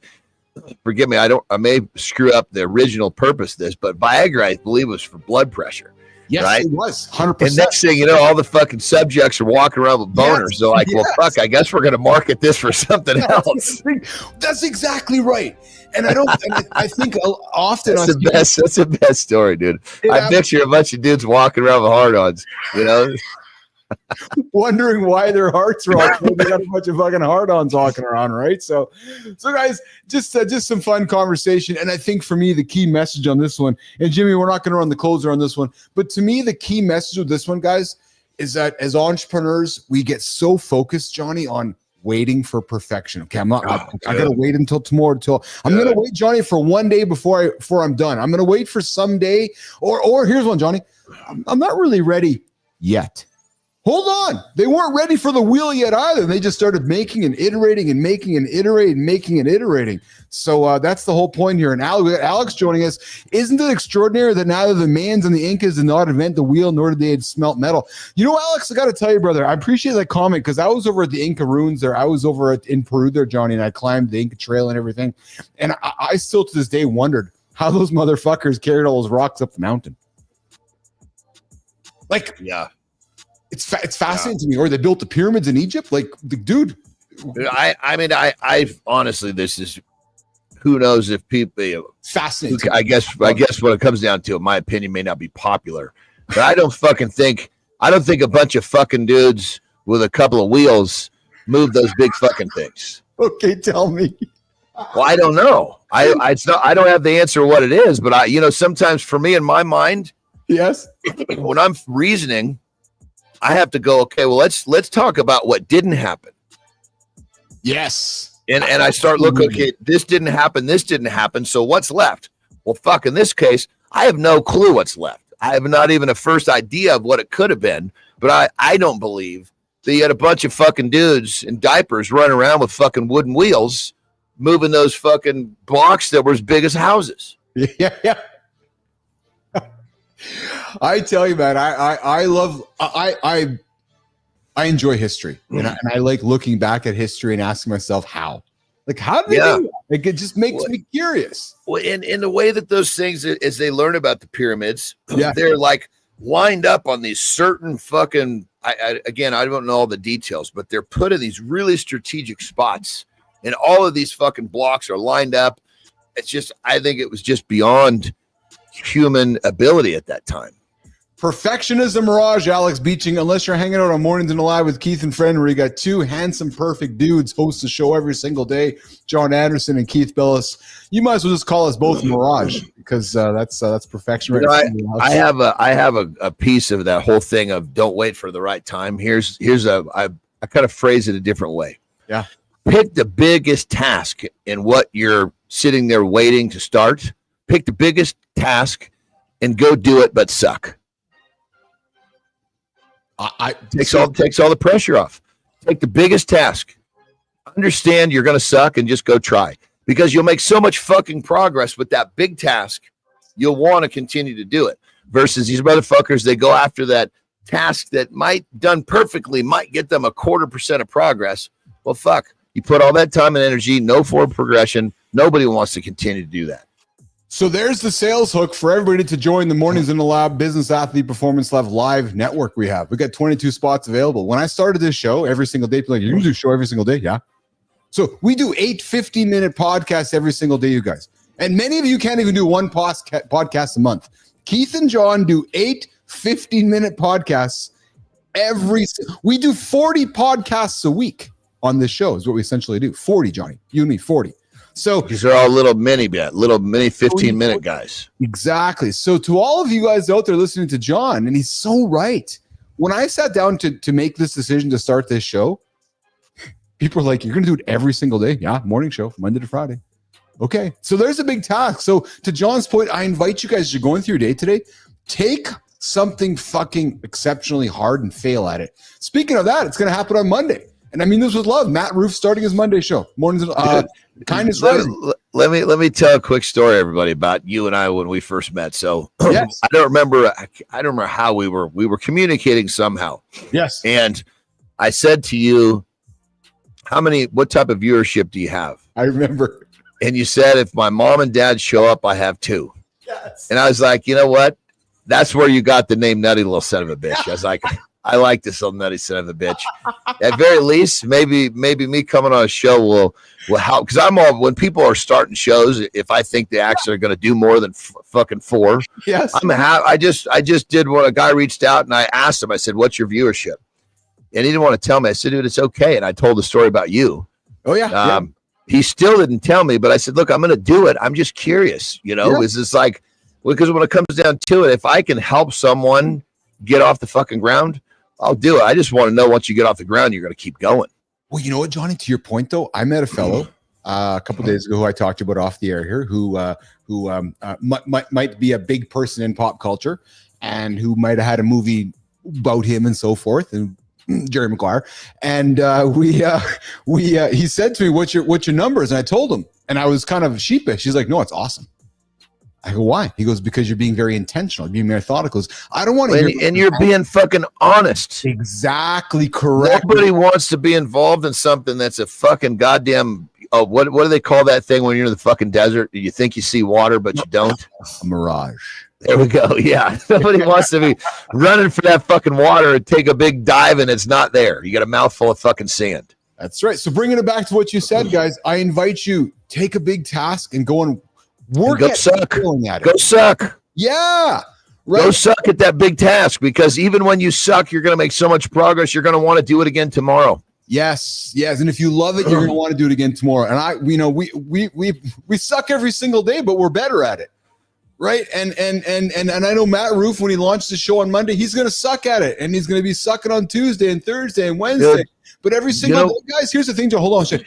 Every single day Matt gets up and does this, He's further ahead of the guy that doesn't. There's a guy going to be laying in bed on Monday going, Johnny, I want to start a podcast. And then Matt's like, yeah, I'm fucking here doing it. And then the same guy on Friday, Johnny, he's going to go, I'm thinking about starting a podcast. Matt will have already been 5 shows ahead of the guy that's thinking about it.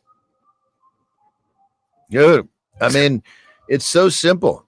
You know, it's when you're doing something new, people get scared. Yes. When you need to flip the script. When you're doing something new, it gives you a reason to suck. Yes. What are you scared of? Yes. You're not supposed to be good. If you do something for the first time and pretend to be good, everybody fucking laughs at you.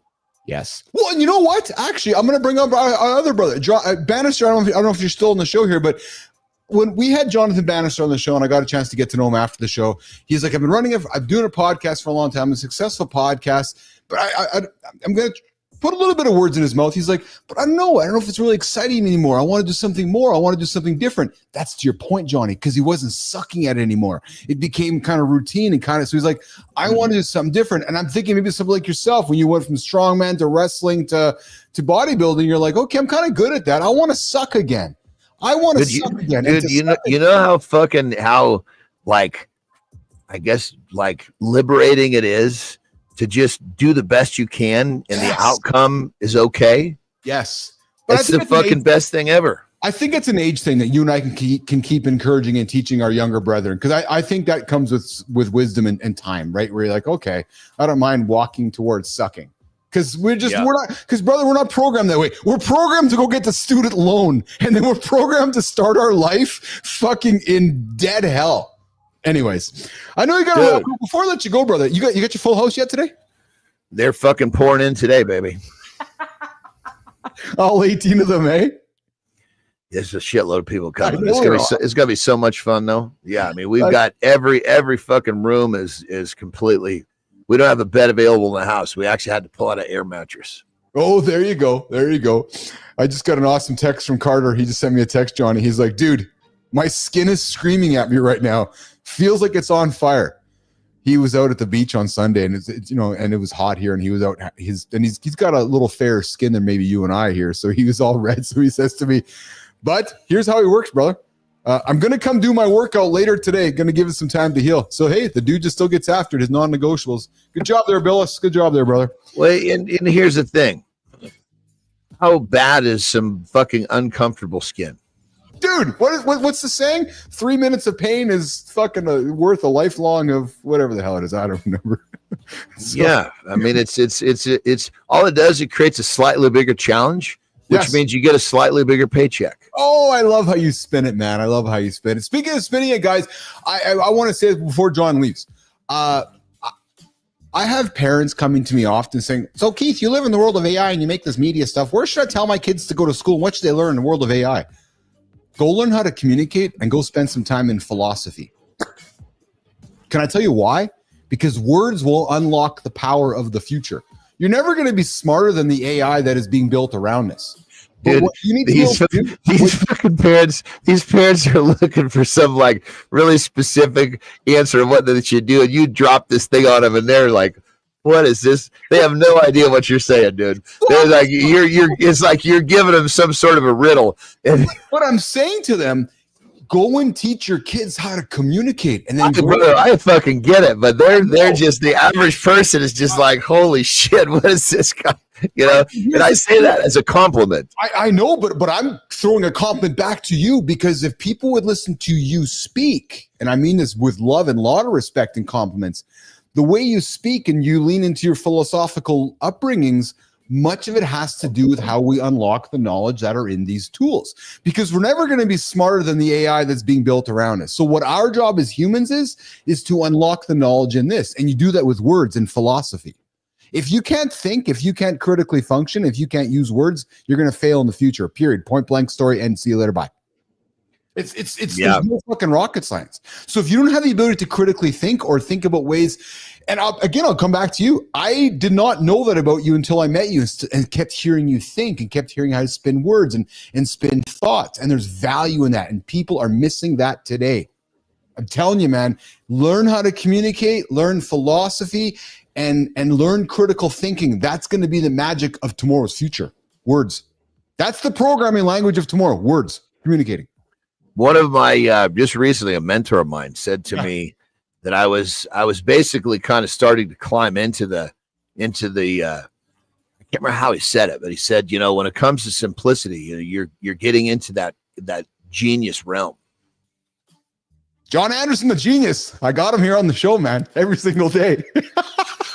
Well, if you think about what is a genius, define a genius. A genius is somebody who's able to do something at a different level. That understands things at a glance that other people don't. And when it comes to simplicity, I can look at shit and I can fuck people have something they're doing and it's got 99 parts. I'll pull it down to 9 and it'll work better. I love it. I love it. I'll tell you what else I love. We're going to head to the community corner. We're going to walk you out. Me and Jimmy are going to work towards wrapping it up. What a fun show here today. We had Justin Kramm joining us for today. Lady Drew, I love learning. I'm a life learner. Lady Drew, I do too, man. I think it's one of the reasons I love this show and I love doing what I do because I get to learn every single day and then I get to share that. And that is so rewarding for me. It's so, so rewarding. So I thank you guys. And Alex, I see you there in the comments as well. Brother, you have a good day, pal. Go enjoy the time with the family, and we'll look forward to getting after tomorrow and Free for All Friday. I got some fun stuff for tomorrow. We're going to talk, Johnny, tomorrow about one of my favorite topics, which is faces and sitting. I don't know, just tomorrow. Just a quick heads up: my studio is going to be. There's a hide-a-bit in here, so I'm not going to be in here in the morning. So I'll be out. I'll be doing it outside. Remember the inside at the indoor-outdoor room last time? Okay. So the sun will be coming up. The sun will be coming up right in front, which is so fucking nice. I love it. On that level, I will see. I may have to cut a little bit short, but I guarantee have at least till. I may not make it to 30, but I probably go to 15 tomorrow. Beautiful. Let's get after it. You enjoy your day today, pal. Have fun with the family. Lots of love from me to you. And I look forward to connecting with you tomorrow. Okay, pal? Have a great loop, my brother.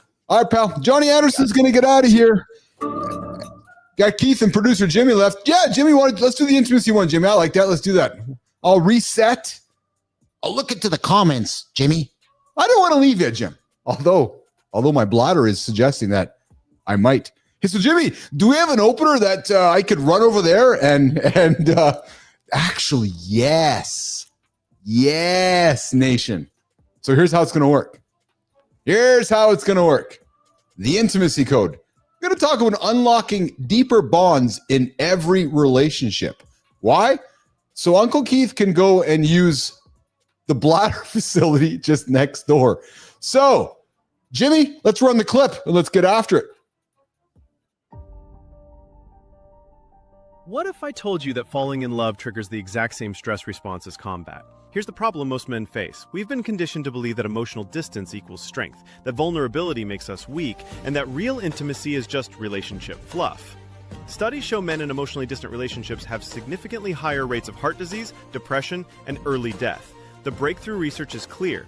Intimacy isn't soft skills, it's survival science. But here's the game changer. Couples who master evidence-based intimacy techniques show measurable improvements in relationship satisfaction within 30 days, plus dramatic improvements in physical health markers.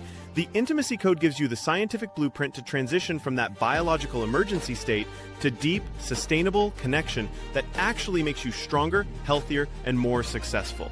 This isn't about becoming more sensitive. It's about becoming more strategic. Master the science of connection and watch every area of your life transform. Yeah, there you go. You guys hear the applause? Uncle Keith was able to use the restroom and come back during the segment. Oh, baby. Oh, baby. Oh, baby. Have you guys ever wondered why some men seem to have it all together professionally but struggle to maintain those deep, meaningful relationships? Well, guys, let's talk about some scientific insights about male intimacy that most men never learn, revealing the hidden code that separates emotionally isolated men from those who build relationships that actually make them stronger, healthier, and more successful. This isn't about becoming more sensitive, guys. It's about mastering the performance science of human connection. And guys, understanding these hidden aspects of male intimacy can drastically transform every area of a man's life, improving physical health markers, reducing stress hormones, enhancing professional success, and creating relationships that fuel ambition instead of competing with it. Well, some Harvard medical research shows that men who master these intimacy principles live longer, have lower rates of cardiovascular disease, and experience significantly higher life satisfaction. This is survival science disguised as relationship advice.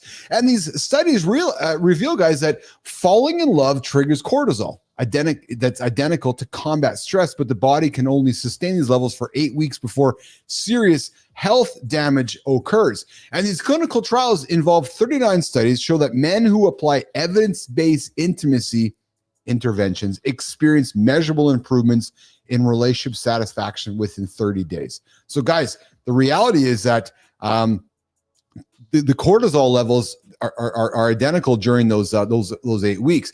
And then we look at the longitudinal research demonstrates that emotional isolation increases men's risk of early death by the same margin as smoking 15 cigarettes a day. So let's hang on this one for a moment, guys. Let's hang on this one for a moment.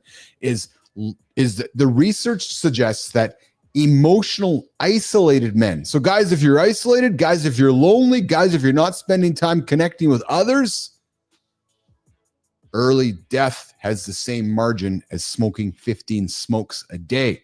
Attachment theory research suggests that childhood bonding patterns can be rewired through specific techniques regardless of past experiences. So let's get into the 12 key insights that we've discovered. Jimmy, the neurochemical truth. Love triggers a stress response that requires strategic management. That's something else we learned out of this thing as well. The attachment code, your bonding style isn't fixed, it's upgradable. The health connection, intimacy directly impacts cardiovascular health and longevity. So we talk about it all the time, guys, about life expectancy work and making sure you're getting after it. Well, the health connection, intimacy is going to make you longer. Period. Point blank story. Make it sound just like this. Yep. Have sex with yourself or with your wife. Why? Cardiovascular health is going to be higher and longevity will last. Actually, hold on. Longevity. Jimmy, I've been leaning into the longevity stuff here lately because I'm still struggling, nation, with folks that are offering longevity advice that are still alive. Yeah, you heard me. I'm still struggling with longevity advice from folks that are still alive. Because here's the thing. How could you give me longevity advice if you haven't died? Or if you're not 100 or if you're not 200. Like if you're 35 years old or you're 40 years old and you are a longevity expert, like Alex Beeching, are you there? Alex, you there? Bernard, if you're there, Lady Drew, I know you're there too. Adam, you're there. How can we be getting longevity advice from somebody who's 40 years old or 50 years old or 35? I'm just asking the question. How do they know? How do they know how to live to 80, 90, or 100 if they haven't done it yet? We live in a world of social proof. It's like, show me your proof. Hey, I'm an electrician. Keith, can you come wire my house? Okay. But I haven't wired a house for it. That's okay. I still want you to come wire my house. That doesn't make sense to me. So I get curious by folks that like to have longevity experts in their lives. Anyways, the performance paradox we're talking right now, guys, the 12 insights that come from the intimacy connection. And we're talking about the key insights here. The performance paradox, emotional skills enhance rather than threaten professional success. And guys, I was one of them. I didn't have emotional skills in the past. Nope. Didn't know empathy. Didn't have any emotional intelligence. Had to spend thousands of dollars. Had to go through a journey of life. Lose millions of dollars. Wreck relationships. Miss relationships. All because I really sucked at emotional skills. So I had to figure it out. The vulnerability strategy, strategic openness creates respect, not weakness. We talked about it today with Justin Kramm. We talked about the power of vulnerability and how it moves it forward. And the conflict tool. Disagreements can and will strengthen bonds when handled correctly. And if you listen to what AJ is talking about with us in the show here the last couple of days, and something I have really been leaning into, the joy of a relationship is enjoying and moving through the disagreements. That's what strengthens the bonds of a relationship. If you think about it, if all we're doing is celebrating all the good stuff, how are we strengthening the bonds when we're having the tough stuff happening? Number 7, the communication science, specific techniques create measurable relationships. And of course, The independence balance, deep connection supports rather than threatens autonomy, and the stress buffer. Intimate relationships provide protection against life pressures. And we get down to the final one, which is the legacy factor. Relationship skills directly impact children and future generations. And last but not least, the compound effect. Intimacy mastery creates exponential improvements across all life areas. So, Jim, I think we have a wrapping up segment here for part 2 of this segment. Jimmy, let's close up our segment here this morning on the intimacy code. Unlock deeper bonds in every relationship this morning on Mornings in a Lab with Keith and Friends. The most successful men I know aren't the ones who handle everything alone. They're the ones who deeply understand their attachment style and intentionally use that knowledge as a competitive advantage. Take 5 minutes right now to identify whether you're anxious, avoidant, fearful avoidant, or secure in relationships. Your next move? Practice strategic vulnerability. In your next meaningful conversation, openly share one genuine challenge you're currently facing. Observe how authentic openness fosters increased respect and deeper connections. This isn't weakness, it's the intimacy code that separates high performers from everyone else. Right, guys, the Community Corner, where we connect LinkedIn and Substack on Mornings Live with Keith and Friends. Today, we're going to dive into some wild, crazy stuff. But before we do that, Jimmy, let's look at the comments. We got Global coming in. Global, I appreciate you. Global, do you see me? Do you hear me? I want to call you out. Global. I want to just tell you I appreciate you. I really do. You show up on the show. You offer enlightening comments. I see you on both streams here today. You come and go. And I just want to say thank you. Thank you for your presence. Thank you for your attention. And thank you for your engagement. English is an evolving language which allows people to create new words. True story. I think I create new ones every now and then on this show. Like, oh yeah, what the fuck did I say? I don't even know what I said. We got Lady Drew coming in always with some great comments. Johnny, you and your family have a wonderful, successful day. I'll make sure he knows that. Everyone have a wonderful, successful, happy, healthy week and life. Blessed to be, Lady Drew. Bernard, you're such a blessing, Lady Drew. That's why the right person is taking longer to find. You'll be worth it. I agree, Bernard. I agree. As I continue to get to know Lady Drew here, I can tell she is a special human. And I know that love and kindness is going to continue to find Lady Drew. And Bernard, you were expecting AI Keith. Well, Jimmy just might, throw AI Keith on the stage here every now and then. He'd like to make an appearance. I have no control over AI Keith. He's kind of got a life. He's like Slim Shady. He's kind of got a life of his own here.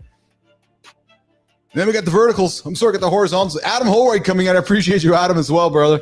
At this point, I agree with you, man. At this point, it's just a theory. Laughing at the longevity experts. They think their method will work. Is that what it is, Adam? They think?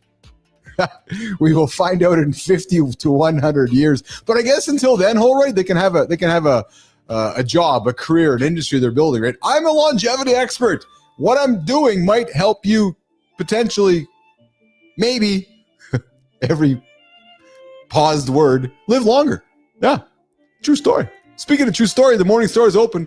Get your true story hat, themorning.store. Wonderful hats. I'm going to get a hat for my head to show you guys. All right, Jimmy, let's get into it, brother. From running as meditation for the impatient to anonymous trolls getting schooled, plus a reality check on identity, and why your childhood summers were absolutely legendary.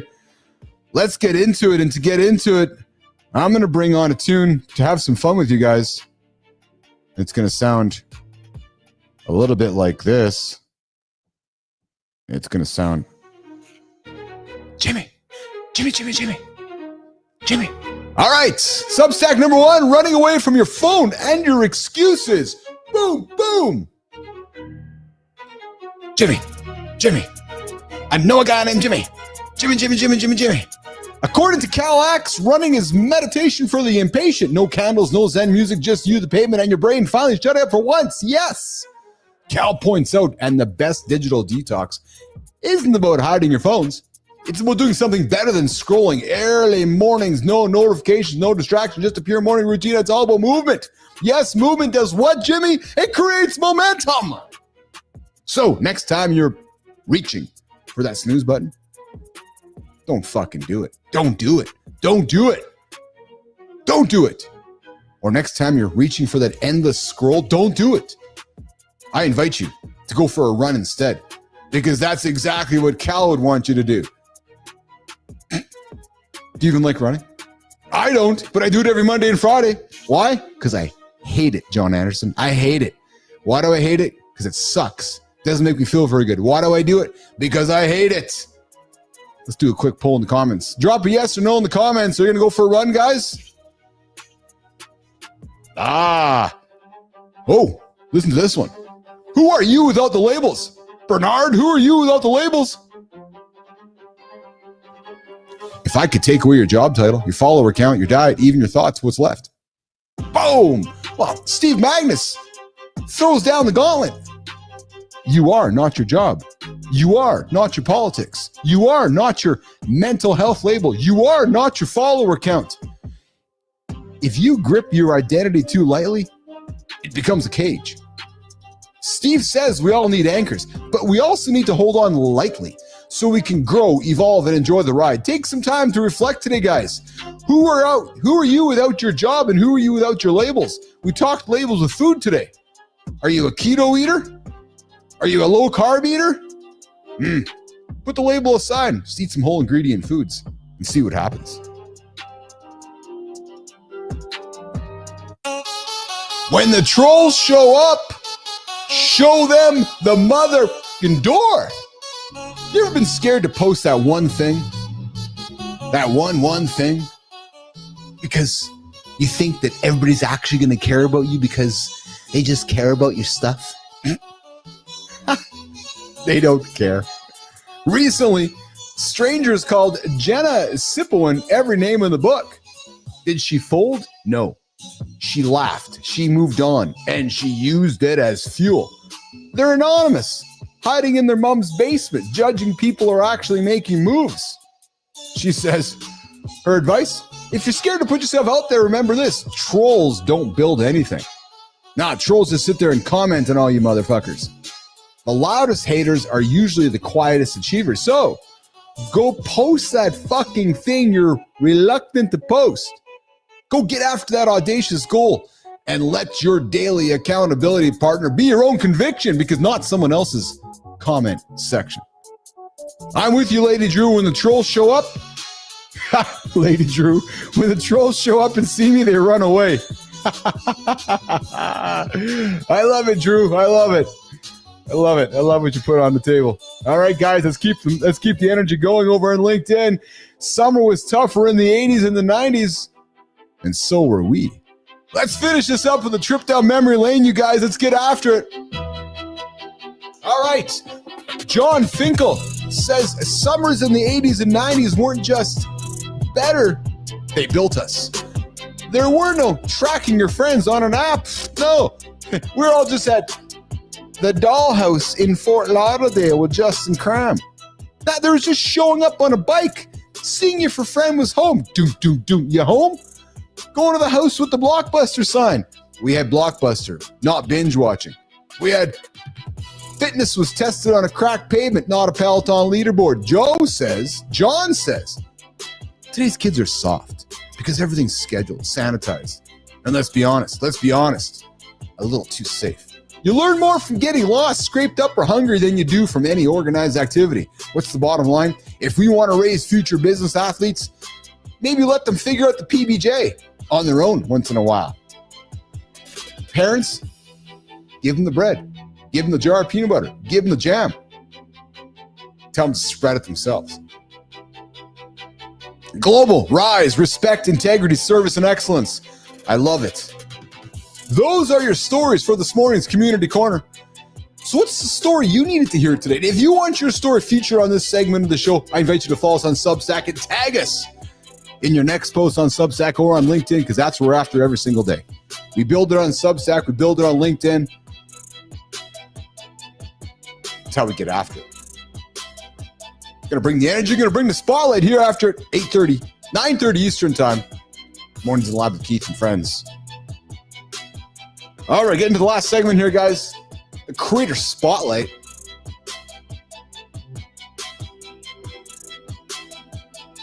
Let's keep rolling. If you've ever heard your wife or your daughter complain that hats just don't fit, or if you got a bun, curls, or thick hair, you're not alone.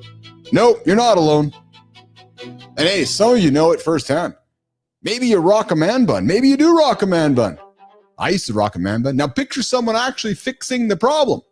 Designing hats with a high ponytail opening, satin lining to protect your hair, and sizing that matches how you wear it, not just how your head measures. Who does that? Who does that, Jimmy? Well, somebody grew up hustling in a small town, pulled late night shifts at the diner, managed retail, led national sales teams, and never accepted good enough. ADHD, she calls it neurospicy. Her edge, not a weakness. Her first year in business, major universities wanted in.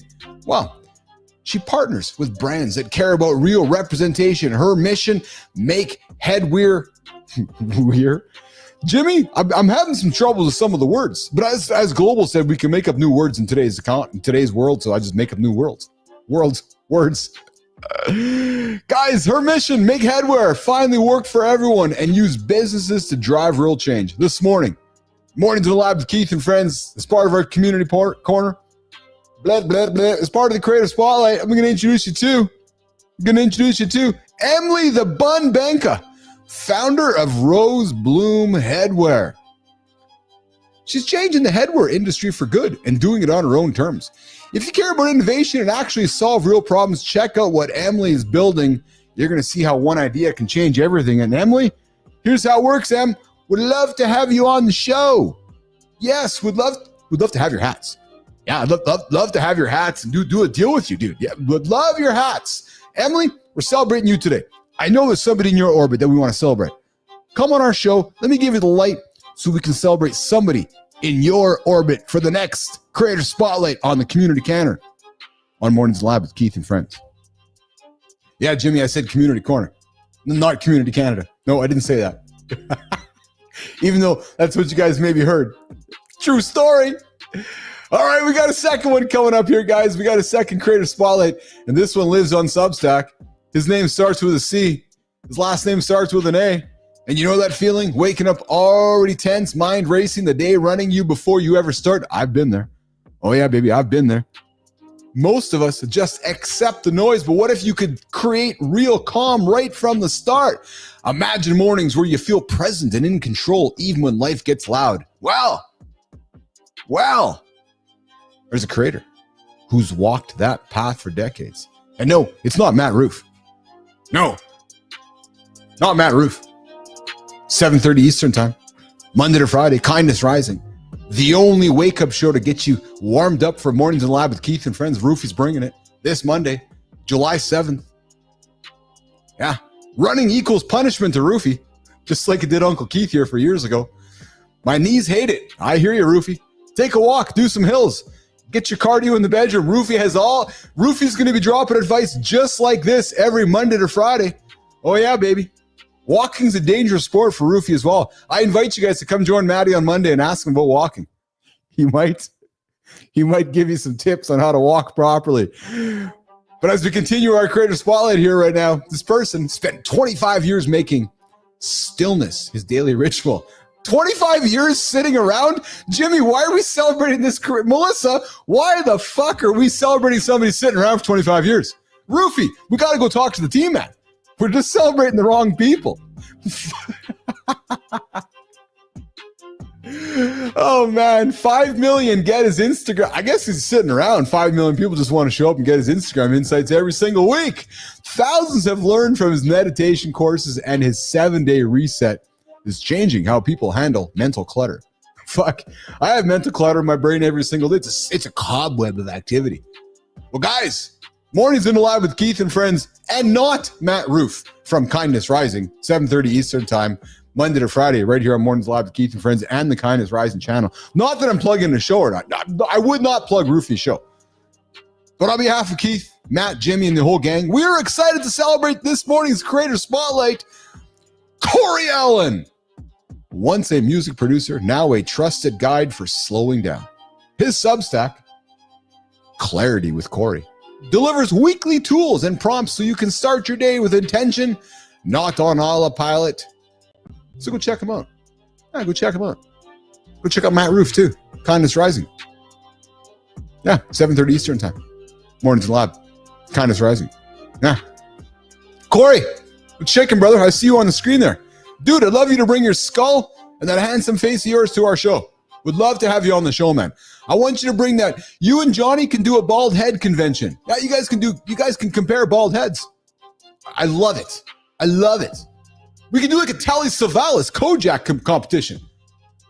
Corey, all love, brother. We tease with love here. Clarity with Corey. We're celebrating you on Substack. Corey, would love to have you here in the lab. Bring your skull, bring your humor, bring your energy with me so we can give you the light, the creator spotlight, and shine it on somebody in your orbit for the next future creator spotlight as part of the community corner on Mornings in the Lab with Keith and Friends. Yeah. There's that sound. All right, guys. Bernard, I smoke regularly, so making up words is a talent. Oh, Bernard, do you blow the rings? I you guys can see my shirt here. I like to blow cannabis smoke rings every now and then. I try. Bernard, I try. I'm not always successful at it, but I try. I certainly try to blow the but then my tongue gets in the way. Bernard, maybe you can teach me. Anyways, guys, we're wrapping it up. It's 10 o'clock Eastern time. Mornings in the Lab with Keith and Friends. We get after it every single day here. Right here on YouTube, over there on X, over there on LinkedIn, and just over there on Substack too. Speaking of Substack, inside.bapple.ai. I invite you guys to go check us out. You guys know coming up this Monday, 7:30 Eastern time, Matt Roof Show, Kindness Rising. Tomorrow, Free for All Friday. We got some fun stuff talking about tomorrow, guys. We're going to talk face sitting tomorrow. Yeah, you heard me say it. We're talking face sitting. I don't think we talk about it enough, actually. So we're going to talk about face sitting tomorrow on the show. And I do have something else that I want to talk with you guys that is actually a fun conversation. I'm going to try to find it before we go anywhere here this morning, guys. It is give me a quick second so I can find the conversation. I'm sure I'm not going to find it right now, but who cares? You guys trust me. Come back tomorrow. It's going to be fun. Free for All Friday. Roofy's going to be here. Zaglin's going to be here. Uncle Keith's going to be here. That's me. That's me. Yeah. Jimmy's here too. Melissa will be here. Carter might even be here. Fuck, I know Bernard's going to be here. Lady Drew will be here. Adam Holward will be here. Bernard, the hookah smoking caterpillar is my favorite character. So Bernard, I'm not a hookah smoker, man. Or a hookah. I'm not a hookah smoker. I've never really been a hookah smoker. I'm not really sure what I think about hookah smoking. It's just like, I don't know what the point of it is, actually, to be really frank. There's my 2 cents. I'm just trying to find something here, guys, before we say goodbye. And it's not happening right now. So anyways, guys, we're going to get out of here. We'll see you tomorrow right here, 8 o'clock Eastern time. Hey, before we go, Jimmy, let's throw it up here. The Mornings in the Line hotline is open right now. 431-300-3005. Come join the conversation even when the show's not on. Send me a text, leave me a voicemail, or phone me. 431-300-3005. The only morning's live show ready to rock and roll. Bernard, followed by the Cheshire Cat. We're going to get out of here. I love all of you guys. Sincerely, from me to you. Jimmy, let's rock and roll, pal. See you tomorrow.